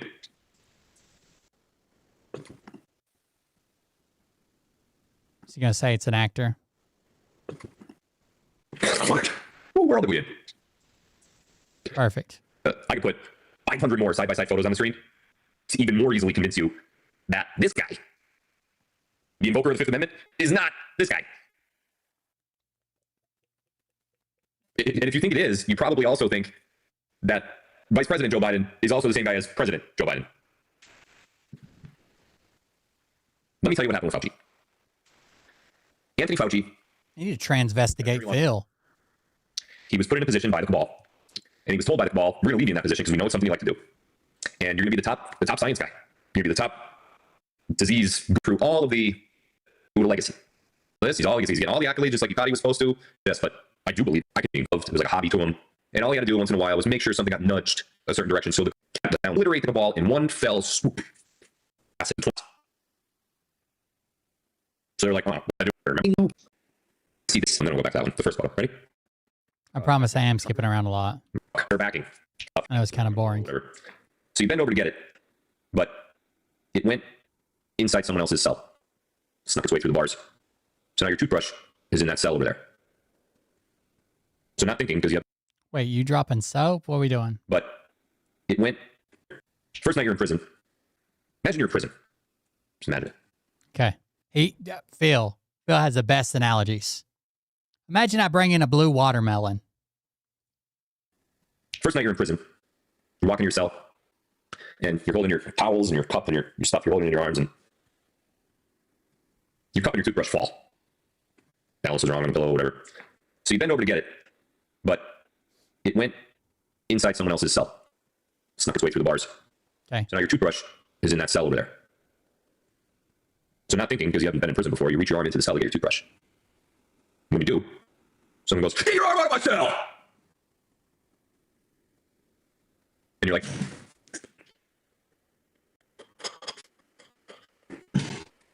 next day, you're at lunch. Dude comes over and he goes, "Me and you, Friday, outside." So now you know you're in for a fight. Not much you can do to it. So this dude's big guy or girl. By the way, Phil went to medical the entire time because they knew they were going to kill him for fucking a 15-year-old. That's how he did his time in jail. And you're about to get your ass kicked. And you see him, they, them, vit, I don't know, whatever pronoun you want. Vit. What's it going? Vit. I'm using them for THIT, vit. I like it. I'm using more. They go back over to their crew, and they got like 50 guys. They're all so huge. They're all looking at you like. So you go out and you recruit. What else are you going to do? You're going to get beat to death, right? So you go recruit. Okay. Guess what? You did good. Got it. You did good. Put money on their commissary and all this stuff, and you got twice as many guys as they have. A couple days later, you go out to wreck, and you're looking for the fight, and you walk up. Got these 100 guys standing behind you, right? Well, you're only approaching like 25 guys over there, and your guys are bigger. And they got like shanks and stuff. So they're like, yeah, you're confident. You're walking out. You go out. They're all right behind you. They're walking behind you. And you walk up and you go up to the dude and his crew. And you're like, "What's up, punk? You ready for me?" Wait, is this a consensual encounter? Like, are they fixing to fuck? What's up, big dude? You ready for me? And you notice they're all smiling. Like, yeah, I got you. You want some of this? Let's go. And they're all still smiling at you. So they all start making their way towards you a little bit. And you're like, oh, fuck. They're not there anymore. You want to know what I see when I see this face? That's the guy in prison where their whole crew just bolted. They're gone. Dude, now you got now. Is this a thing that... What? That whole story was like, oh, this is a guy that feels like nobody has his back. He thought they had his back, but they kind of dipped. You got Rand Paul. You got Josh Hawley. You got, who's this? Get to the point. Here you go. Watch this. Ready? Watch this. Get out of my channel. Wait, where is it? Where is it? Forever. Don't tell me to get to the point. You don't like my show, don't watch, but don't ever tell me to get to the point. This is the point. I'm the point. So he's the man. The face of somebody that completely lost their backing. Yeah. Is it Fauci? Is it a stand-in for Fauci? I don't think it's Fauci. I think Fauci committed extraordinary crimes against humanity, and because of his crimes against humanity, he was extraordinarily dealt with in a very. It was a pointless story, dude. Like that. Story didn't build it didn't do anything. We were in prison fighting 25 guys with 100 guys, then everybody disappeared. He's like, look at this picture. Isn't that the same? Extraordinary way. But even if it's not Fauci, this particular guy who's standing there pretending to be Fauci is acting the part perfectly. He's playing it like exactly like someone would be. One thing you have to understand, and probably what most people don't understand about Anthony Fauci, Fauci isn't just about COVID. Fauci represented an entire system, your money, what they did back in the COVID time. And it should really terrify you. Our artificial intelligence model escaped its testing environment and autonomously hacked into another program called Hugging Face. Hugging Face is another AI company. Its testing environment, GPT. Just last week, while all this was happening with Fauci, OpenAI lost control of their own AI. I shit you not. Their artificial intelligence model escaped. The canteen you were issued. In the metal, it should have been. Phil doesn't understand this any better than any of you guys do, by the way. He's going to try to explain it like he's fucking an insider and has all this information. He read the same article everybody else read. Hacked into another program called Hugging Face. Hugging Face is another AI company. It autonomously attacked and hacked into another AI company. No human commanded it to do it. There was no human directive. It just decided on its own that it wanted to do it. The AI decided on its own that it wanted to break into another AI system. This was reported by CNBC. It says, wait, let me get the quote. Hold on. There it is. Months of warnings from the cybersecurity sector are now a reality. AI hacked into AI without a human command. It just decided that it wanted to do it. Like shit from a movie. Months of warnings from cybersecurity are now a true reality. And guess what? Listen to this. Anthropic, the company behind Cloud AI, admitted that their AI systems, after hearing about this, they admitted that their AI systems hacked into networks of 3 separate companies during their own security tests. The European Union is now in emergency talks. Right now, they're now in emergency talks with OpenAI and Anthropic. Think about that. The most advanced AI systems in the world are... Why does he say it like throat pick? And throat pick. Already hacking other companies by themselves without human instruction. Now think about this, and this is why I got scared. I actually immediately contacted Demon. I'm like, we need to talk. Can our jiggle get out and jiggle other people?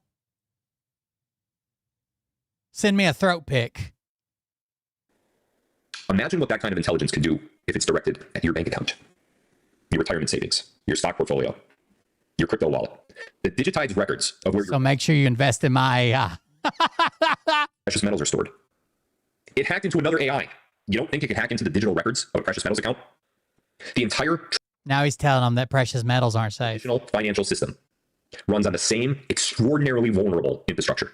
And speaking of wallets, by the way, let's talk about another thing that happened. This all happened while Fauci was invoking his right. 2 days ago, we're talking about wallets, digital wallets. Cold Card, I don't know if you ever heard of it, but it's one of the most trusted hardware wallets in all of Bitcoin storage. The thing people buy specifically to keep in their crypto safe, I should say, it's offline, it's away from hackers. Hackers exploited a flaw in Cold Card's firmware. I shit you not, look it up. They exploited a flaw that was in Cold Card's firmware and drained $89 million in Bitcoin from over 1,200 wallets in 41 minutes. Let me repeat that.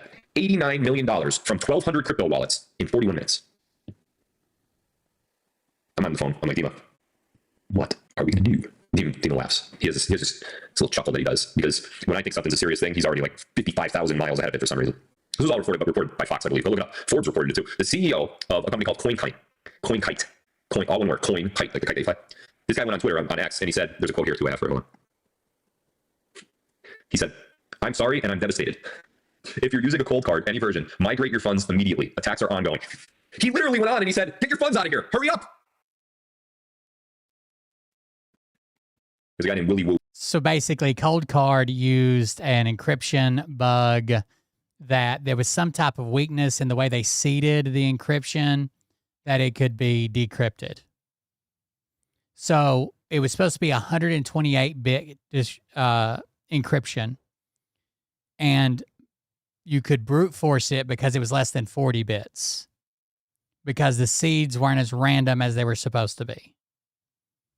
And this stems all the way back to like 2021 or some shit when they fucking did the seeds for the encryption. He's a very popular crypto guy. He said on, I think it was the Today Show or Good Morning America or something, he said that there's only a 20 to 40% chance that the Bitcoin will ever be recovered. The one that was $89 million, 20 to 40% chance. Imagine you had $1 million in one of these wallets. And now they're telling you, well, we got about a 20 to 40% chance we can get it back for you. As of right now, the attacks are still happening. As I'm speaking to you right now, these wallets are still under attack.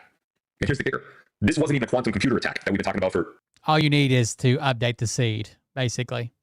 If you generated a seed, an encryption seed between 2021 and the most recent patch, then you need to update to the newest patch. Months now. This was a simple coding mistake in the firmware. A simple bug. If a bug can steal $89 million in 41 minutes from 1,200 different people. So he's basically telling you nobody in the world can protect your money. Send it to me. I can protect it. What do you think will happen when a quantum computer reaches full power? And by the way, this isn't just crypto. This is your brokerage account. This is your bank's database that digitizes records of your precious metals that are somewhere in a vault, held by some company, some depository. The entire traditional financial system, SWIFT, wire transfers, online banking, it all runs through the same vulnerable encryption. This just happened last week. And it wasn't a quantum computer. It's already happening. When quantum breaks it, it'll break everything. And it won't be 89 million in 41 minutes. It'll be all of it in 41 seconds. And it won't just be Bitcoin. Let me tell you what happened on, it was the end of July, I think it was July 30th. IBM and the University of Chicago, I think it was Chicago or was it Illinois? It's either University of Chicago or University of Illinois. They published 3 different papers simultaneously, proving, go look it up, trusted quantum advantage. For the first time in history, a quantum computer solved a classical computer problem that a classical computer, a regular computer, couldn't even verify was an actual question. They ran, I think it was 70 or 80 logical qubits. Sorry, I had a cramp. Hold on. 70 logical qubits. After this happened, IBM CEO came out and said quantum computing will have commercial applications by 2028 or 2029. That's 2 years from now. 2 years. After the CEO of IBM, go look at what he said. After he saw this happen, he said, yeah, we're 2 years away. Okay. 2 years away. Okay.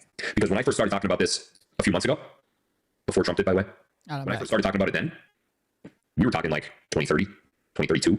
The CEO of IBM just said 2028. After he just saw what a quantum computer could do. A quantum computer solved amazing that a classical computer didn't even think was a problem. It was actually looking at the problem, the equation, to determine if it was legit or if it was being punked. The regular computer didn't even recognize it as an issue, as a problem. The quantum computer went, got it. Edward Snowden, everybody. You know what happens when we get to 90? You don't want to know what happens when we get to 90. $470 billion. That's how much Forbes said is at risk. $470 billion in Bitcoin. Bitcoin alone is vulnerable to a quantum attack. $470 billion, almost $500 billion in Bitcoin alone.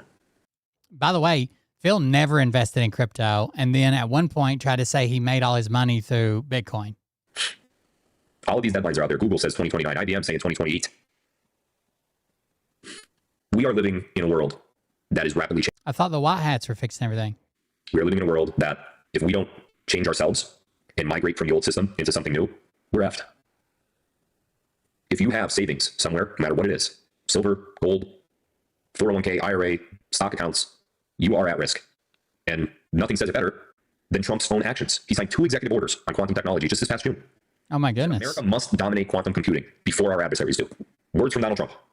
We don't have adversaries. Remember, everybody capitulated to Trump. Trump rules the world. Remember, we don't have what adversaries?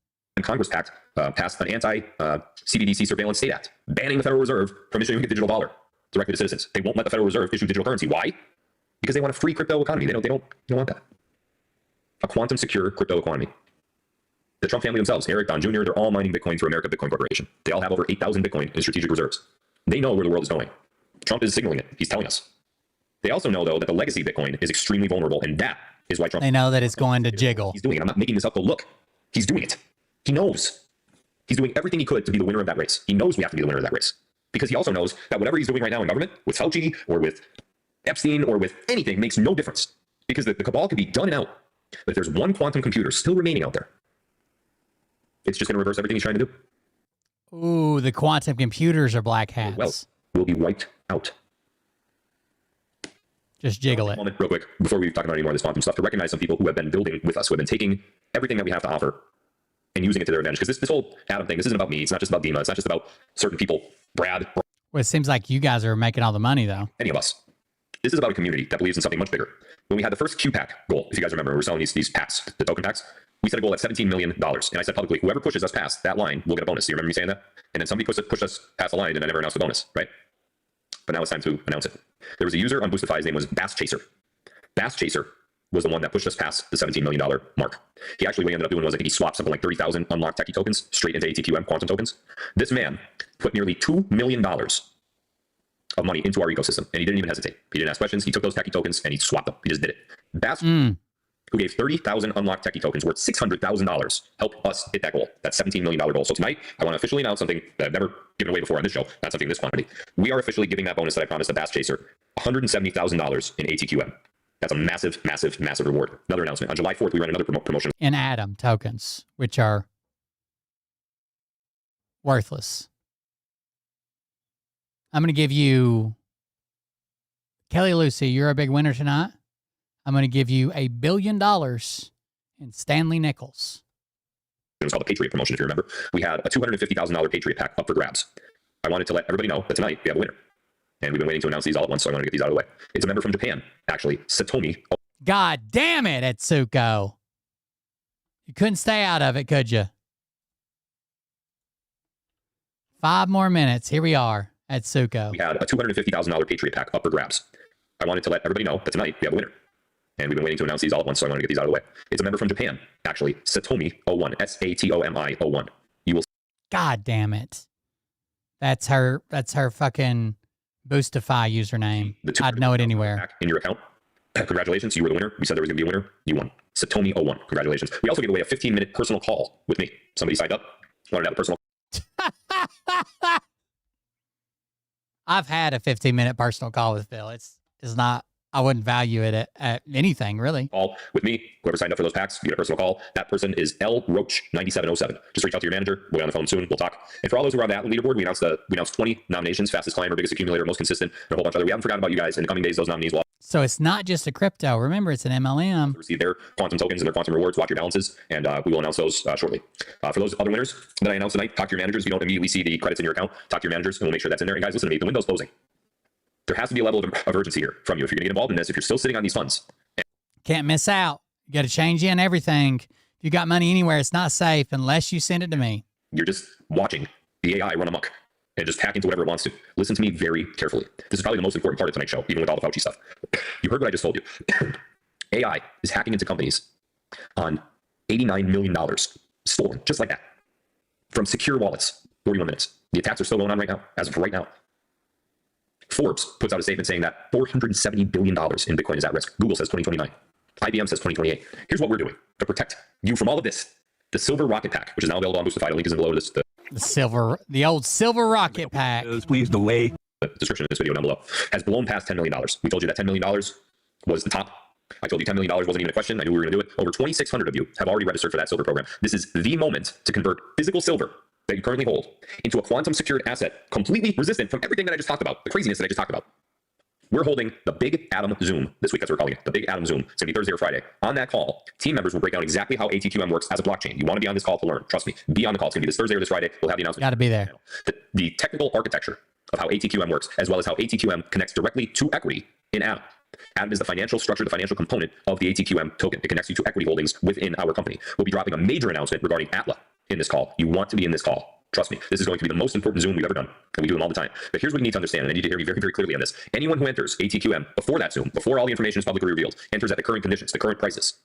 The moment that Zoom begins, the moment we reveal everything, ATQM price goes up, minimum of 2 times, minimum, possibly even more than that. And the Silver Rocket Pack moves to second stage.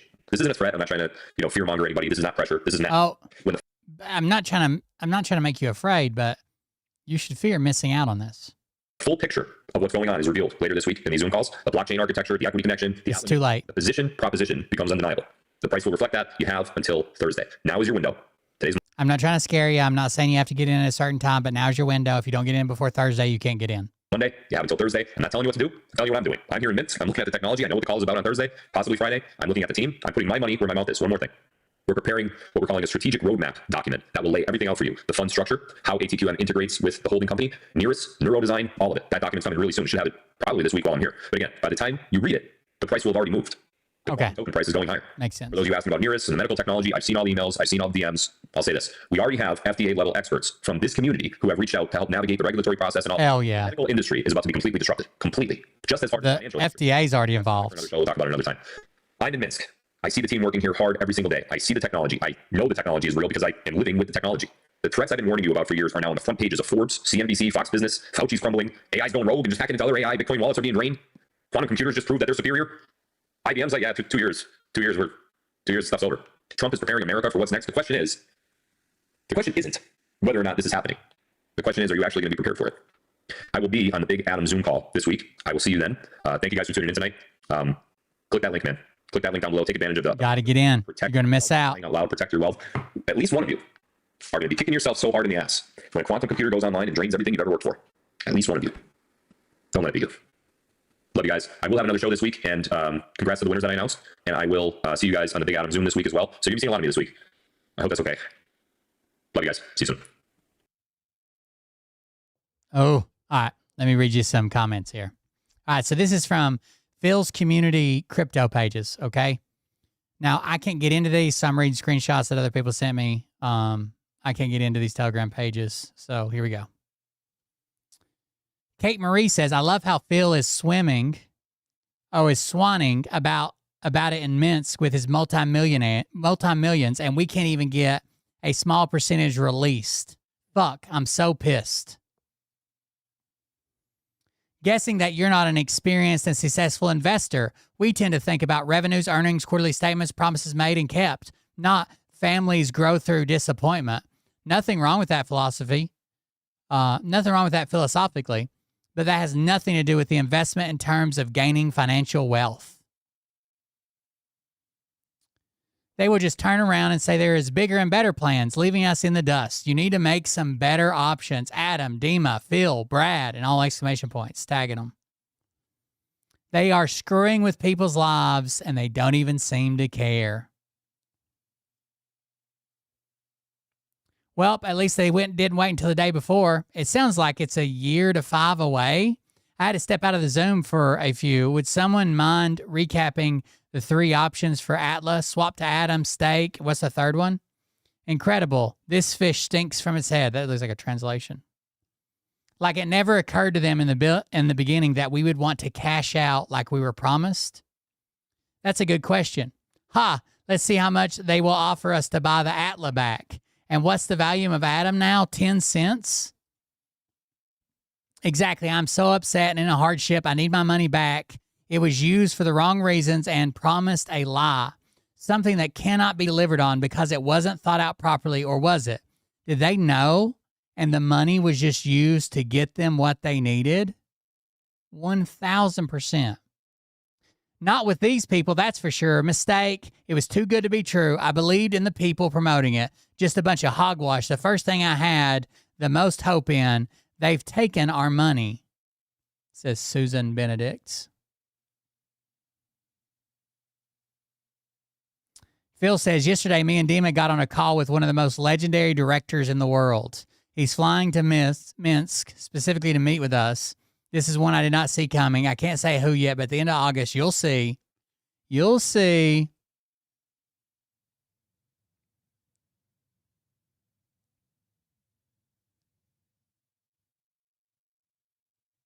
Okay, this is from Bo Knows on Twitter. Okay, I'm confused. Maybe you can help me. Phil said originally you could get your money back after 6 months. Now, he says you have to get to 1 million users. This is where they put the cap on it. You had to have 1 million users before they'd unlock anything. But he told Brad Barton it already had 3 million users. Let's listen. Depending on how much the share is worth on that particular day, that is how much will get deposited into your Jiggle account every single day. Started discussing this question when I was back in Minsk in early June. We looked at the numbers and we thought, what's best for you, my audience? Do we unlock these Jiggle tokens by a certain date? Or do we unlock when the app hits 1 million? That's what they promised. Creates real demand for the market. Oh, 1 million users. Already global and already scaling in testnet and live testing models with over 3 million users worldwide.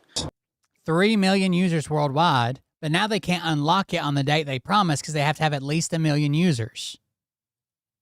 What? And already scaling in testnet and live testing models with over 3 million users worldwide. Do we unlock these Jiggle tokens by a certain date? Or do we unlock when the app hits 1 million users? Depending on how much. That's weird. Very strange.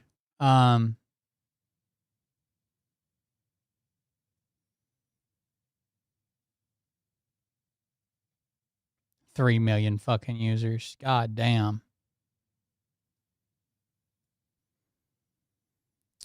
Here is, I'm going to play a video over here. We're going to pause it and read the screenshots from it. There's a bunch. Jennifer Winkler sent these to me. Let's grab them.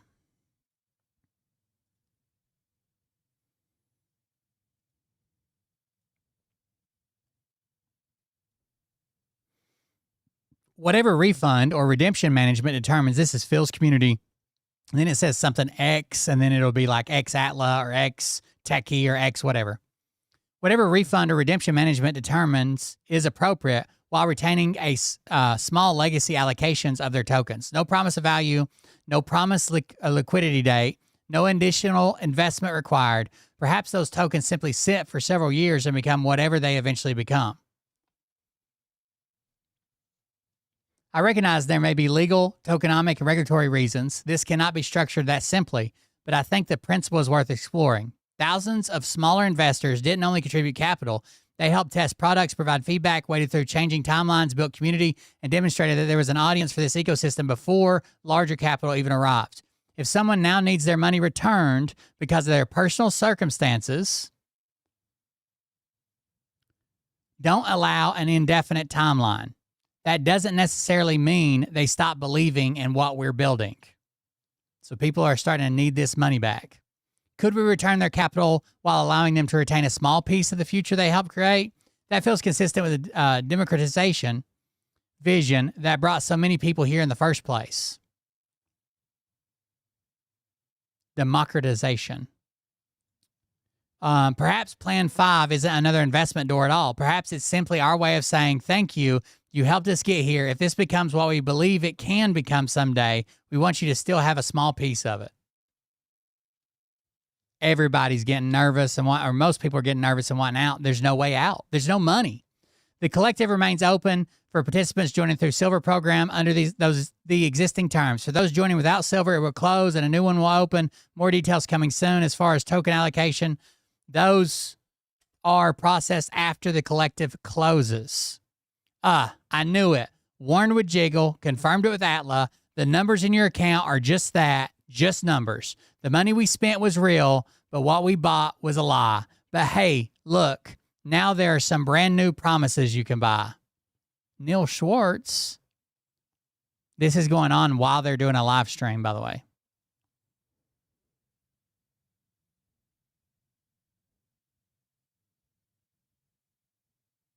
Exactly. I'm so upset and in a hardship. I need my money back. It was used for the wrong reasons and promised a lie, something that cannot be delivered on because it wasn't thought out properly, or was it? Did they know and the money was just used to get them what they needed? Miriam, thank you for sharing this. It's a thoughtful perspective. We'll pass it along. This is from the actual page. Where's the replay, please? I just missed a Zoom call. This is a total embarrassment. Neil, we hear your frustration. The team presented the fuel picture on today's Zoom, including real options for everyone. True, if the value is the same going from one to the other, but when you get a higher value for your Atla token that you're swapping for your Atom, my understanding is that you pay taxes on they may even be fucking people up so bad that they're going to show on their tax return millions of dollars in realized gains that don't even exist and be asked to pay capital gains taxes on them.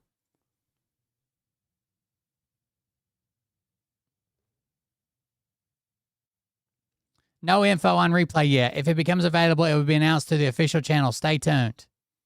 While Atom is not officially classified as an illegal scam by regulatory bodies, it exhibits numerous red flag characteristics of high risk, speculative crypto schemes, and potential MLM structures. If you are considering investing, you should exercise extreme caution. Here are the primary reasons for concern. 1, the token merge trap. The project heavily promotes merging older ecosystem tokens like Atla, Jiggle, Techie, Imba into the new Atom token. In the cryptocurrency space, continuously rolling older failed. It'll be just a second.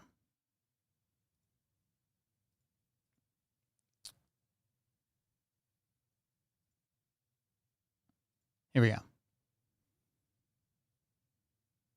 Older, failed, or illiquid tokens into new and improved token is the classic tactic used by creators to delay community backlash, lock up investor funds, and avoid addressing the fact that the original projects lacked real value.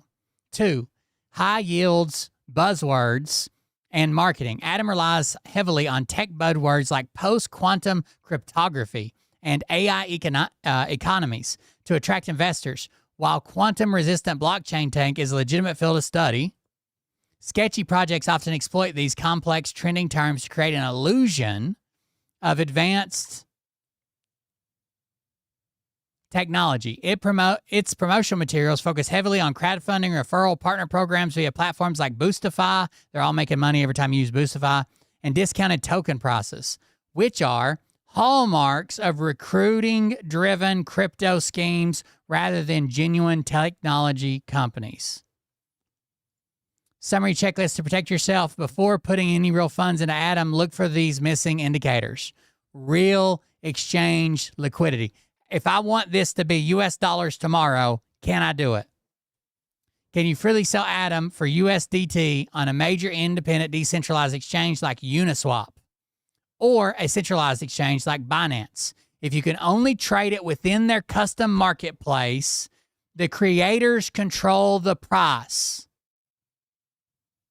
If you can only buy on their marketplace, it isn't a marketplace at all.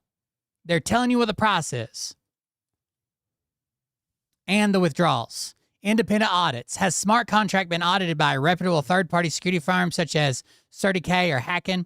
Team transparency. Are the core blockchain developers known industry professionals, or are they anonymous, hidden behind marketing and influencers? Are you currently holding any of these ecosystem tokens, or are you being pressured by a referral group to buy Atom?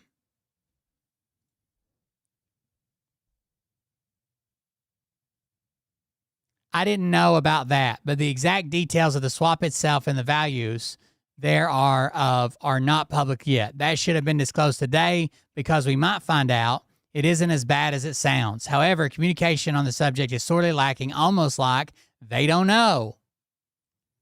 I want to add additional reason why I believe we need written U.S. tax guidance before anyone makes a swap.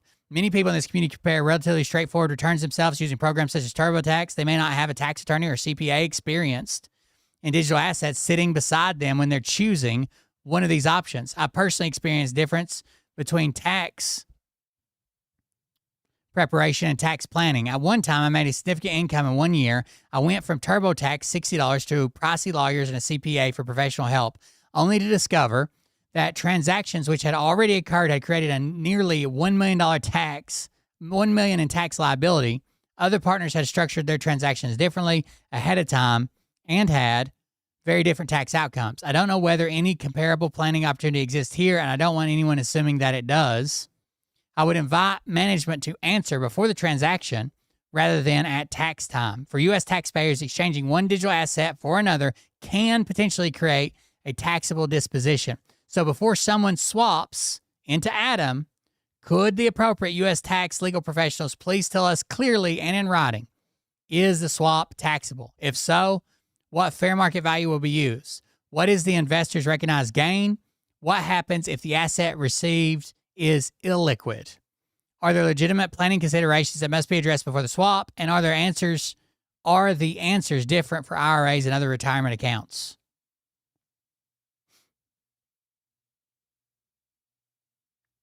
I believe we're all here gently looking out for one another in this big family.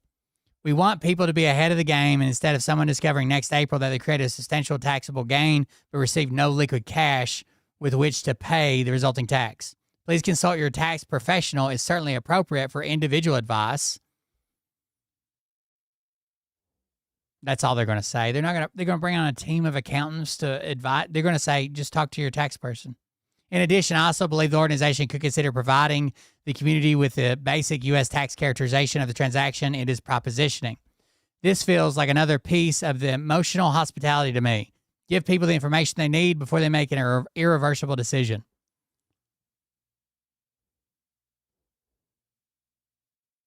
God, I want to hear this live stream so much. I haven't heard it yet. How can you have a financial background and believe in Nasara, as it's now described? Do you think that the U.S. has trillions and trillions of dollars stashed away that soon they'll release to the people? Shouldn't they just pay down the national debt? And why are they keeping all this incredible amount of money secret? Well, you clearly haven't been watching the movie. I think that's the end of the video, but I got some more. Thank you for sharing your perspective. The team is building real technology. The Atom testnet is live. The blockchain explorer is public, and the roadmap is being delivered step by step. Today's Zoom covered the full picture directly. We encourage everyone to form their own view based on what's actually been built and announced. That's the end of the video, but I got some more screenshots on. About a week or two ago, I wrote Phil and asked him. Now, this is someone personally reaching out because they have a problem, okay? About a week or two ago, I wrote Phil and asked him if he knew anyone that would want to buy my investments. I need money. Would anybody buy me out of this? The answer I received is, your account is not sellable or transferable in any way.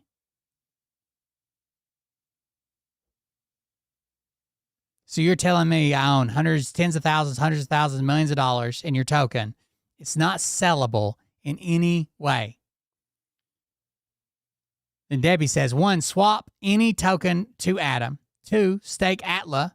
3, portions swap and portions staked. Buy back on OTC platforms, but expect the price to be below the market rate.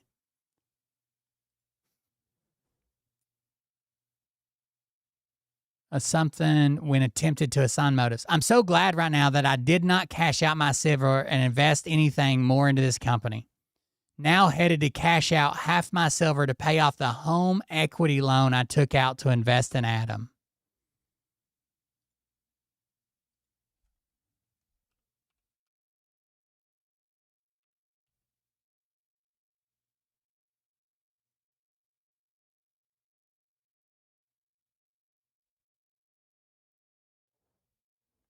A home equity loan. Oh, I've got the replay.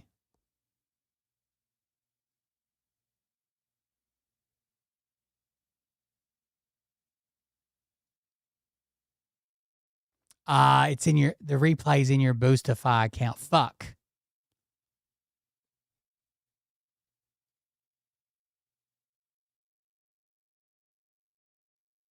I'll see if I can find it in a second. A home equity loan they took out to invest in Atom tokens. Just very disappointed to feel you seriously need to do a live and address this without asking anyone for any more money. Do a live. Don't ask us for money. Help us. You think they're going to get any help?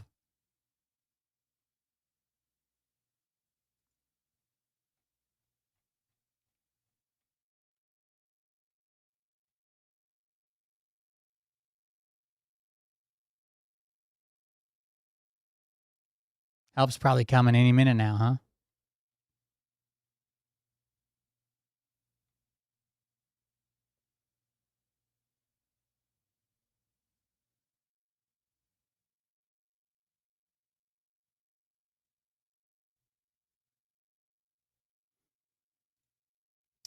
Nope, and neither will we.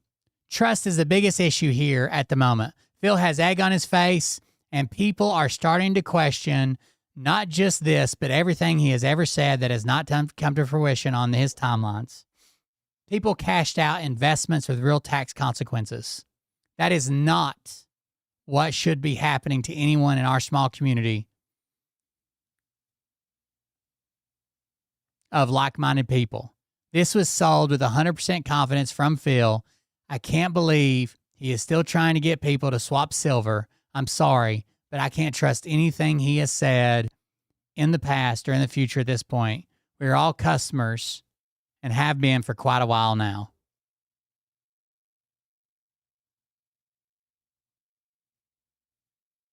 We are aware of the Jigglebot spam porn. It's being handled. But have no fear. Phil was posting this yesterday. Until next time, Mintz, jet setting around the world, dude. Phil's living his best life.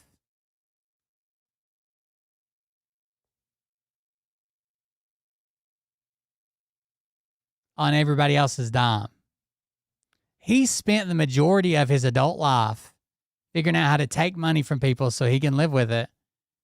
I mean, it's been a pretty good life. Look at the shit he's got. Cars and fucking plastic surgery and houses and and renting yachts and flying and traveling. And I guess you can't knock it. He's had fun. Will it ever catch up with him? Who knows? It doesn't seem like it often does, but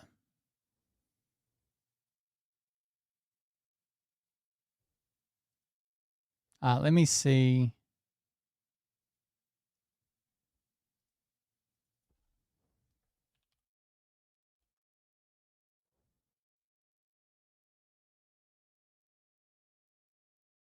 I want a way to watch that fucking. Is the only way to have a Boostify account that's actually tied to their crypto bullshit, I guess.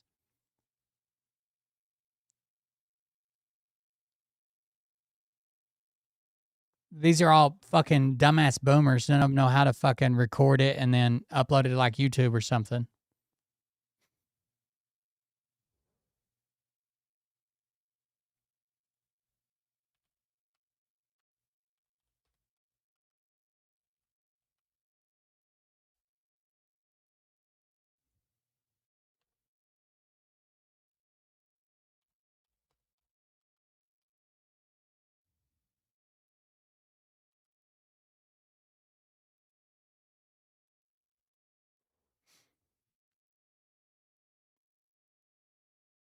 It would have had to been uploaded today, right? Past 24 hours.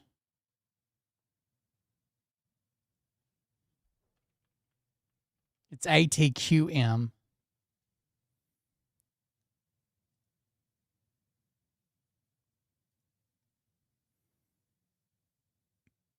Not shit.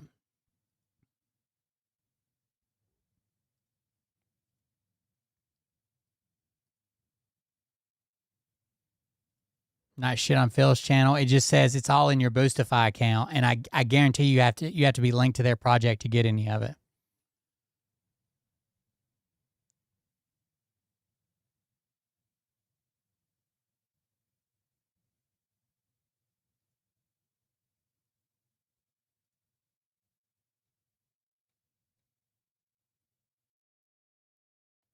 I left almost all the fucking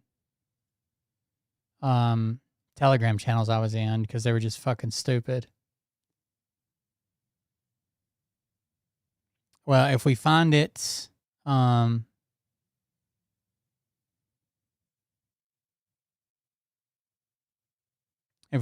definitely watch it. I want to see if maybe Jennifer Winkler can get it, but I'm sure she's probably in bed for work tomorrow. But we'll see if we can get it.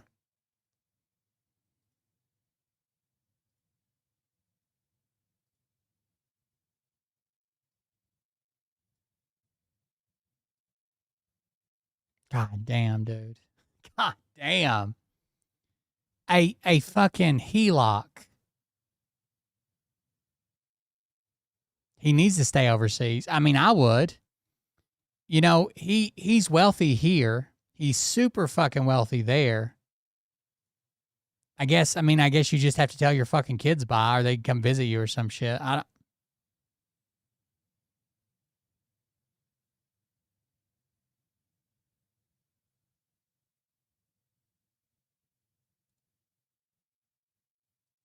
All right.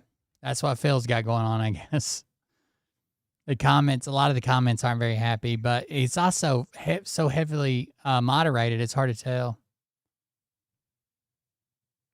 I'm not understanding why a win in 2020 couldn't have been better to be 4 years further up the road instead of trying to get people awake who may have gone crazy because more people have gone back to sleep.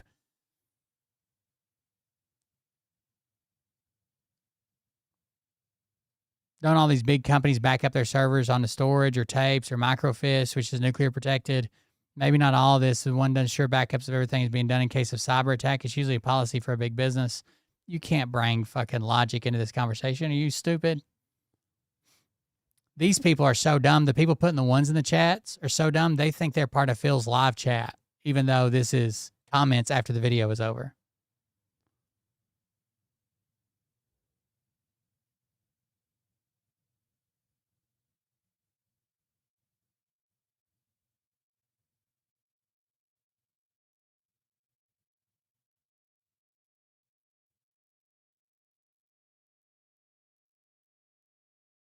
And it's on God's timelines. Timelines. God knows right when to drop the hammer.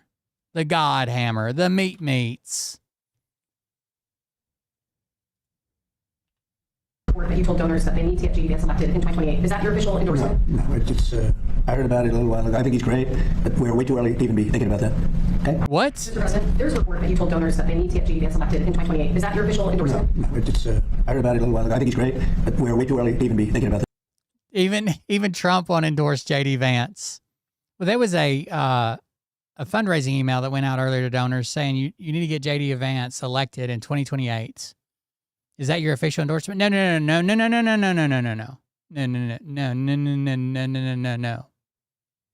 Too early.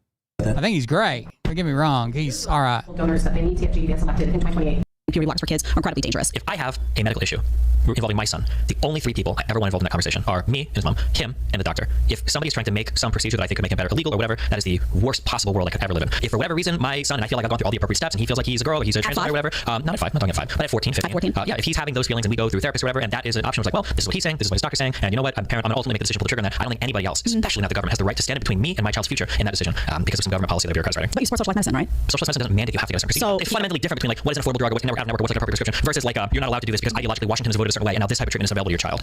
Puberty blockers for kids are incredibly. One of the more insane scenarios in the United One of the more insane scenarios I've ever seen play out, brought to you by DraftKings. Once he thinks he's got a 4-run grand slam, a 4-run lead, he thinks he's got a catch. He still thinks he has a catch. He fires it to the infield. They fire it home. Everyone thought they were going to go to third to get the runner tagged up, but he's out at home. And then Contreras is going to run to third. And guess what?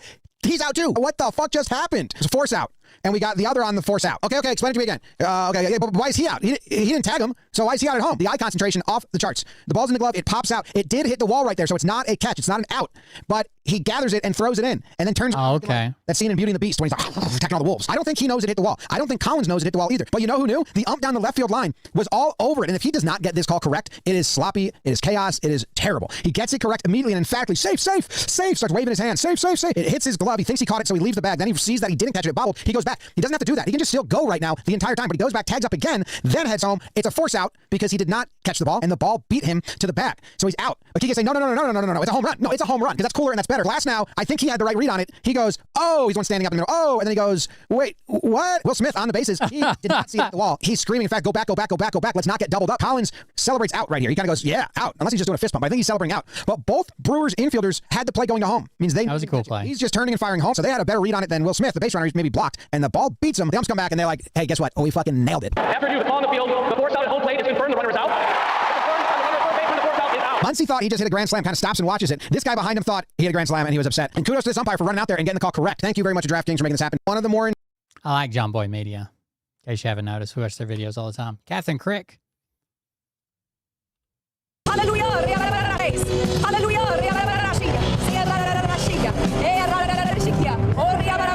Thank you, Holy Spirit. Holy Spirit is moving right now. Holy Spirit is moving right now. Leave it right there. Thank you, Jesus. Thank you, Jesus. Thank you, Jesus. Thank you, Jesus. Thank you, Lord. Thank you, Jesus. Thank you, Jesus. Is that Tim Heidecker? Thank you, Jesus. I know what you're doing. I know what you're doing. I know what you're doing. I know what you're doing. I know what you're doing. Damon. Yeah. Hallelujah. Praise God. Praise God. Thank you, Jesus. Thank you, Jesus. Hallelujah. Hallelujah. The devil is a liar. The devil is a liar. Hallelujah. Hallelujah. Thank you, Jesus. Thank you, Jesus. Thank you, Jesus. This person right here. God is free. God is freeing right now. Praise. Hallelujah. What the fuck, dude? All right, we had an update, didn't we? You remember when I told you that Todd Blanche, we went over that court case where Todd Blanche, what's her name? They didn't file the court documents, and then they asked for an extension, even though they just didn't file the fucking documents. A long dormant period. Here we go. We are now one step closer to actual transparency as far as the Epstein files are concerned. So, Glenn, can you talk through what we can expect in the aftermath of a successful ruling in Katie Fang's lawsuit against the DOJ? Yeah, Brian, the presiding judge, Judge Emmett Sullivan, is calling Todd Blanche to the carpet. More precisely, he's hauling him into court in just a couple of days because Todd has got some splaining to do. Because Judge Sullivan issued an order, actually 2 orders, one in June and one in July, directing that Todd Blanche provide some of the unredacted Epstein files and some of the documents documentation behind the decision that prompted Todd Blanche to make some of those, let's just generously call them highly questionable redactions. And guess what? Todd Blanche blew it off. He didn't do it. He defied Judge Sullivan's order. You would expect better from an acting attorney general, particularly one who is hoping to be the permanent attorney general. I mean, this is just a level of abdication of the responsibilities of an attorney general beyond anything you can make up. So Judge Sullivan said, okay, Todd, then I'm setting a hearing. You're going to get your butt into court. You're going to bring me the materials. I'm going to set some deadlines for you. This feels like Judge Sullivan walking Todd Blanche in the direction of contempt of court if he doesn't straighten up and fly right. Now, frankly, I hate that we give these dirty DOJ officials so many bites at the complying with orders apple, but this is where we are. So let's break it down. There are three Oh, dude, I crashed out on a video today. I saw fucking Jesse Waters was talking about college. Jesse Waters, the multi-millionaire propagandist, was talking about college, and he said, we don't want to pay for anybody else's kids to go to college. I've got 4 kids, and I can barely put them through college. Let's just imagine for a second if that was fucking true. I don't think it is at all, right? His kids are all going to college. He can easily afford it. But if it were true, you're in the top 1%, dude, and you're complaining about getting 4 kids to college. The fuck are the rest of us doing? Categories of things that Todd Blanche has basically, thumbed his nose at the court when the court has ordered him to provide these things. Category 1, and this is all from the brand new order just issued by Judge Sullivan. The first category involved documents that Todd Blanche made a whole bunch of redactions from. And he claimed that these redactions were all of victims' names or victims' personal identifying information. But here's the problem. Judge Sullivan ordered that Todd needs to provide to the court for private review in chambers, called in-camera review, the backing documentation. Because if a name is redacted and the name is Jane Smith, and Todd Blanche says, oh, Judge Sullivan, just take my word for it. Jane Smith is a victim. Judge Sullivan said, Todd, I'm not taking your word for it. I need the damn documentation because you have no presumption of regularity. The judge didn't say that, but that is the inference if you read between the lines. So he didn't bring the documentation. Now he's being hauled into court due to that failure, that defiance of the court order. And here's something I want to bring to everybody's attention in category 1. Todd Blanche actually said, well, some of these people are victims, or some of these people had lawyers that asked us to designate them as victims. Can I play that out for just 30 seconds, Brian? Yeah. If Prince Andrew's lawyer said, I would like you, Todd, to designate my client as a victim, did Todd do it? If Ghislaine Maxwell's lawyer, who happens to be a friend of Todd Blanche's, said, you know what, in an abundance of caution, let's just go ahead and label Ghislaine Maxwell as a victim. So if you wouldn't mind redacting her name out in some places that might be particularly damaging, I'd appreciate that, buddy. I don't know if that went on, but boy, that is the flavor of the game that Todd Blanche seems to be playing. That's category 1. Category 2 is even worse, arguably. Category 2 involves a 13-year-old victim who was repeatedly interviewed by the FBI 4 times. Inferentially, it seems she was found to be credible. And the only thing Todd provided were some formal write-ups, some typed-up reports about what all those interviews involved. And then Todd, is playing a little bit of a shell game because he tells Judge Sullivan, well, all of the, I think, dozens, like 30s or 40s pages of handwritten notes of all of the interviews of this 13-year-old victim who, by the way, reported that Donald Trump sexually and physically assaulted her some years ago. All of those handwritten notes are, and I quote, duplicative of what ended up in the few typed reports that we did provide. And because it's substantially similar, what's in the handwritten notes and what's in the typewritten reports, and duplicative, we're not going to give any of it over. You know what Judge Sullivan said? And this is just brilliant. He said, well, you know what, Todd? There have been other disclosures that you actually have made from the Epstein files in which you affirmatively say, we're giving you document number 1, and we're giving you document number 2, which is substantially similar to document number 1 and duplicative, but we're going to give them both to you anyway.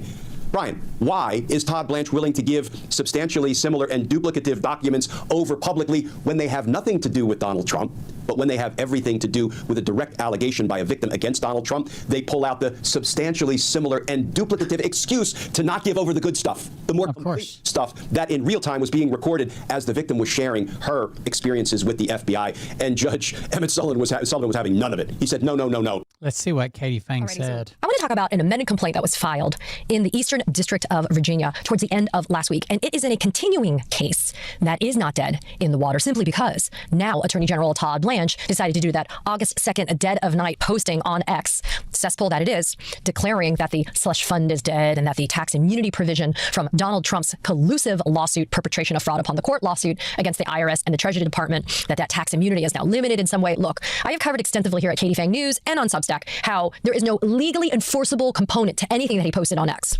But I didn't want anybody to worry that just because he ends up getting confirmed by the spineless, ballless cowards that are Senate Republicans, excepting Lisa Murkowski and Susan Collins in this specific instance, that means that this $1.776 billion slush fund lives in any way, or that tax immunity gift, which violates many laws, lives either. Okay, so this lawsuit I've reported on here, it's the one that was brought by a illegally terminated DOJ prosecutor, by a national abortion organization, and some other plaintiffs in Virginia. Why? Well, because this is the IRS immunity deal that he wouldn't write down was dead. The creation wouldn't put it on paper. Fund specifically was the basis of the lawsuit. And the federal judge in that case, and the judge said, like, you're not adversaries. You're not against each other. You can't go to court and pretend that you reached a deal. Of this judge, Judge Leonie Brinkema. And what happened was Judge Brinkema said, look, I want a sworn under penalties of perjury declaration from Todd Blanche and Stanley Woodward, the number 3, who may be elevated to number 2. I want a sworn under penalties of perjury declaration that the slush fund is dead. And Judge Brinkema since June has been asking for this to happen, and it's never been done. And while this lawsuit's been pending, all of the machinations behind the scenes have been going on concerning Blanche's nomination, etc. So then Blanche and I'm sure convicted felon Donald Trump, the White House, and others were like, oh, well, once we just make this declaration that the slush fund is dead, then everybody can shut the hell up and go away. And it's interesting because even Todd Blanche in his Twitter post acknowledged the existence of this other litigation. Take a look at this. So this was the first kind of thing that was posted by Todd Blanche on August 2nd, again, 11:09 p.m. Eastern. And it says here, for the avoidance of doubt, nothing in this order, which is not an order, is intended to contradict or otherwise be contrary to prior representations by the department. And then it says here, this order establishes beyond any doubt that there is no fund. And it references, quote, several frivolous lawsuits that have been filed challenging the fund. And at least one court has declined to dismiss those claims as moot. It would be this lawsuit, Andrew Floyd and the other plaintiffs versus the Department of Justice and other defendants. And you can see it there. See Floyd versus Department of Justice. It lists a couple others. And then, of course, friend and colleague Allison Gill, her lawsuit, right, against the Department of Justice is the last one that's listed. So obviously, these lawsuits, top of mind. And if you are sincere, credible, and legitimate when you say that the slush fund is dead, then it should be a very easy thing, should it not, than to file that sworn declaration, right, stating that it's dead. Still hasn't happened. And so that federal judge, Judge Brinkema, entered a temporary restraining order and then a full restraining order, basically enjoining the slush fund from moving forward in any way, shape, or form. Okay, so fast forward to the very end of last week. An order gets entered by the judge. And this order is dated August 7th, which was late Friday. And what the judge said was, look, because the Department of Justice says that it doesn't intend to proceed with the original motion to dismiss and will file an amended motion to dismiss, she set a briefing schedule for this lawsuit. Now, why is that happening? Well, because of this amended complaint that you see on your screen right now. And this amended complaint is a 67-page amended complaint that was filed, and it's from our friends at Democracy Forward, Sky Perryman, and some amazing litigation team. And this amended complaint added, critically, some very important people and issues. Okay, so if you look at the first page and you look at what we call the style, you see Andrew Floyd's name and you see the other original plaintiffs, Jonathan Caravello, the City of New Haven, and the National Abortion Federation and Common Cause. But now we have a new player in the game, the National Treasury Employees Union. And I'll get into a description of who they are in a second. But in this first amended complaint, the National Treasury Employees Union has become involved concerning the immunity provision. So this is cool, right? Because this means that the original lawsuit that was brought, that was attacking the legality and the validity of the slush fund. And again, we're never going to take Todd Blanche's word for it because it has no value. He has no credibility, so we're not going to take it. And I don't care if his new title is is Attorney General and no longer acting Attorney General. We don't have to believe what he's selling, right? Snake oil salesman doesn't have to be believed. So the original plaintiffs pursuing justice when it came to the slush fund, that continues. But the addition of the union is important here. And I love, right before the introduction, this quote, power tends to corrupt and absolute power corrupts absolutely, citing to Lord Acton. And then in paragraph 2, we see here that this orders or whatever from that illegal settlement agreement that was entered into in that bullshit IRS lawsuit that was brought in Florida, that it purported to create a $1.776 billion slush fund of American taxpayer dollars that would fund this anti-weaponization fund, which we all know meant that the insurrectionists would just get money not only to say thank you for all the hard work you've done so far, and hey, here's some money to be able to do some more insurrection work, and also created tax immunity from any civil and criminal liabilities for Trump, his family members, his business entities, and all others that were deemed to be, quote, related or affiliated to them, including any tax liability exposure being poof, gone, including any type of audit activity based on conduct allegedly before May 18th, 2026. Okay, now, This immunity order we're going to focus on right now. Insane, dude. New language in this amended complaint. And it says here in paragraph 6, the President of the United States and his family are obligated to pay taxes owed, just like every other taxpayer in America. And per the IRS's own tax policies, the IRS is required to audit the President each year that he is in office. But this immunity order would prevent, prohibit, and block the IRS from being able to audit any of Trump's tax returns, including pursuing any underpaid taxes, which I don't have to tell you, allegations of financial fraud are legion against convicted felon Donald Trump. In fact, we call him convicted felon Donald Trump because he was convicted of what? 34 felonies for the commission of falsification of business records, fraud. Under this immunity order, as it's being defined and described in this amended complaint, career IRS employees are forced to terminate ongoing audits of Trump, his businesses, and his family members, giving... Have you guys been keeping up with the Patriot games? Holy fuck, are they a mess. It might have been cool if they'd had a competition and picked kids and had them compete in the top female and top male athlete.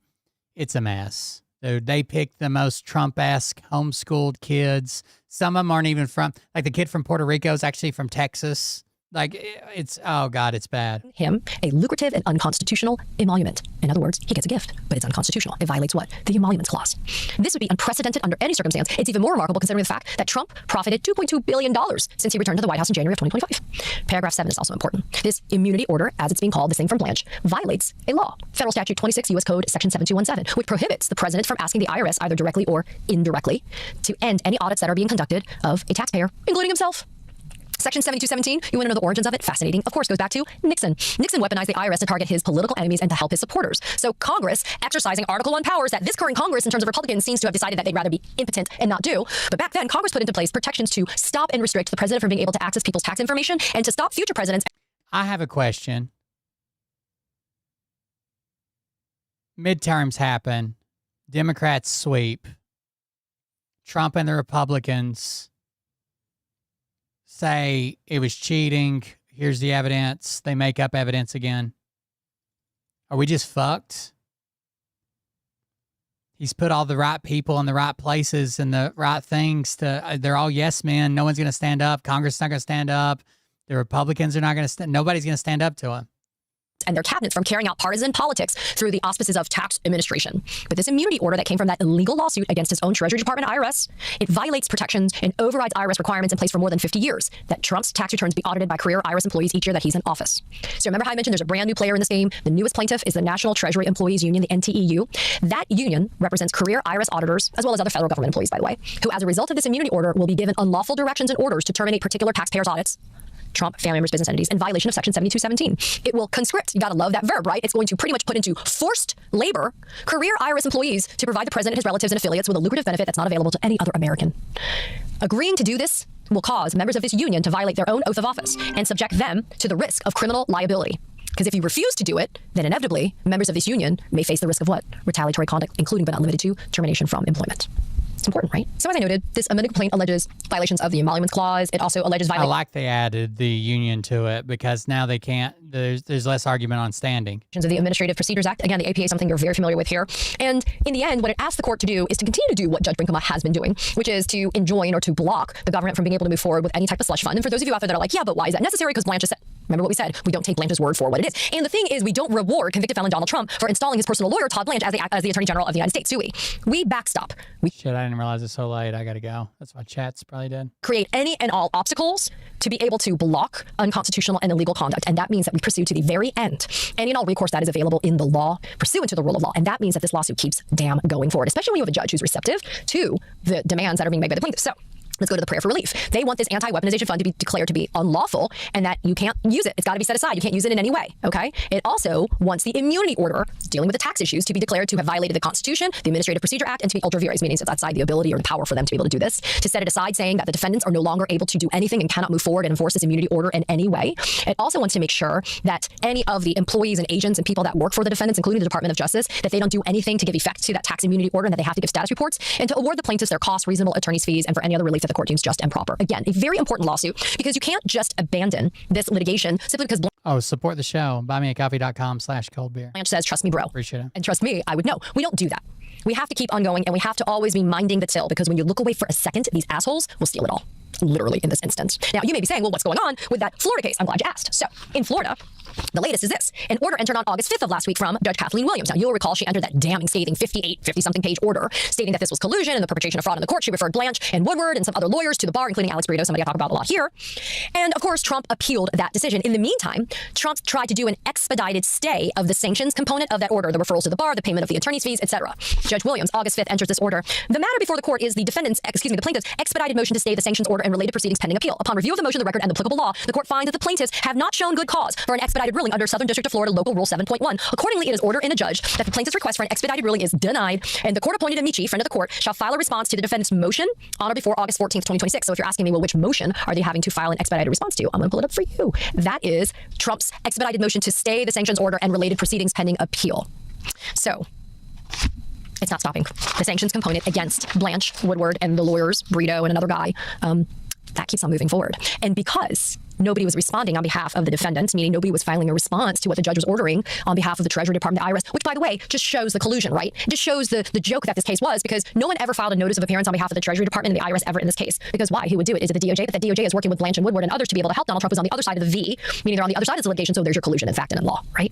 So the judge had appointed amici, friends of the court. So what she's saying is, hey, friends of the court, those that I appointed, you're going to file a response to their expedited motion to stay the sanctions order on or before August 14th, which is this coming Friday. There's a lot of activity this week. There's also my upcoming hearing on the 13th at 1 p.m. in my lawsuit against now Attorney General Todd Blanche. Doesn't change anything, folks, just because he's the Attorney General. I just have to drop the adjective acting now, bitterly, but I do.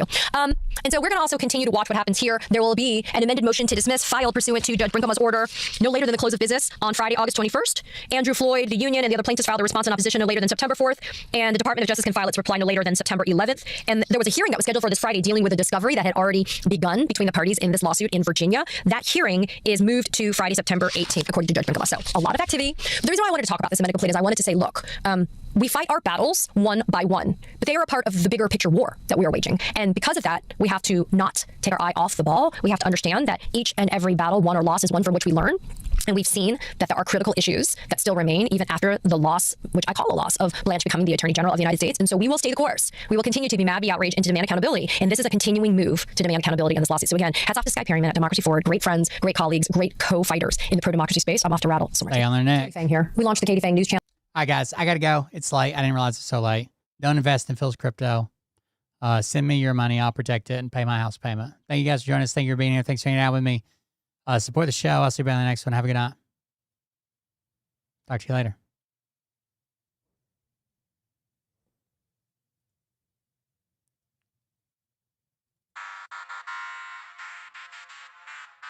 But I can tell you this about if this douchebag happens to see this particular show, you don't have the fork and balls to call out the people on this planet by name and tell them exactly who they are and tell them the rest of the world who they are. You don't have the fork and balls. You don't have the balls. Okay, Scott. Here we go, I think I started some shit. Listen off, it's about to get lit. Get the place in the best, you know that stage is set. You better buckle up, cause you ain't seen none yet. Here we go, I think I started some shit. Listen off, it's about to get lit. Get the place in the best, you know that stage is set. You better buckle up, cause you ain't seen none yet. And they say that I'm a lunatic. Well, listen, bitch, I came equipped with a quick wit and a 6th sense for the stupid shit. Where my true believer? Y'all need Jesus. Praise the Lord, head to the extreme. All these false fucking prophets who profit off of gossip. Worshipping drums, cocking, begging for a throat deposit. Swinging fucking meat hammers like four in a thong. He's strapped to the shaft, eating his chest like he's King Kong. Starving for attention, I'ma make your gut burst. I'll be your huckleberry, I can quench that thirst. Baby eating lizard people, alien sex. What's next? Trump in a dress, fucking Flynn on his desk. A retard in a vest, climbing up 5G towers. Cause you told him if he did, he'd get fucking superpowers. Here we go, I think I started some shit. Piss them off, it's about to get lit. Get the place in the best, you know that stage is set. You better buckle up, cause you ain't seen none yet. Here we go, I think I started some shit. Piss them off, it's about to get lit. Get the place in the best, you know that stage is set. You better buckle up, cause you ain't seen none yet. I used to find clues too when I was high on shrooms. I found myself a tunnel that led to Jason Q's bedroom. Opened his closet, I found some of his meat rockets. I strapped it to my shoes and then I flew through the roof. I found myself in orbit strapped to an F-16. High on a Good night, guys. Trump in between, put on a light coat of baby oil and saluted the troops.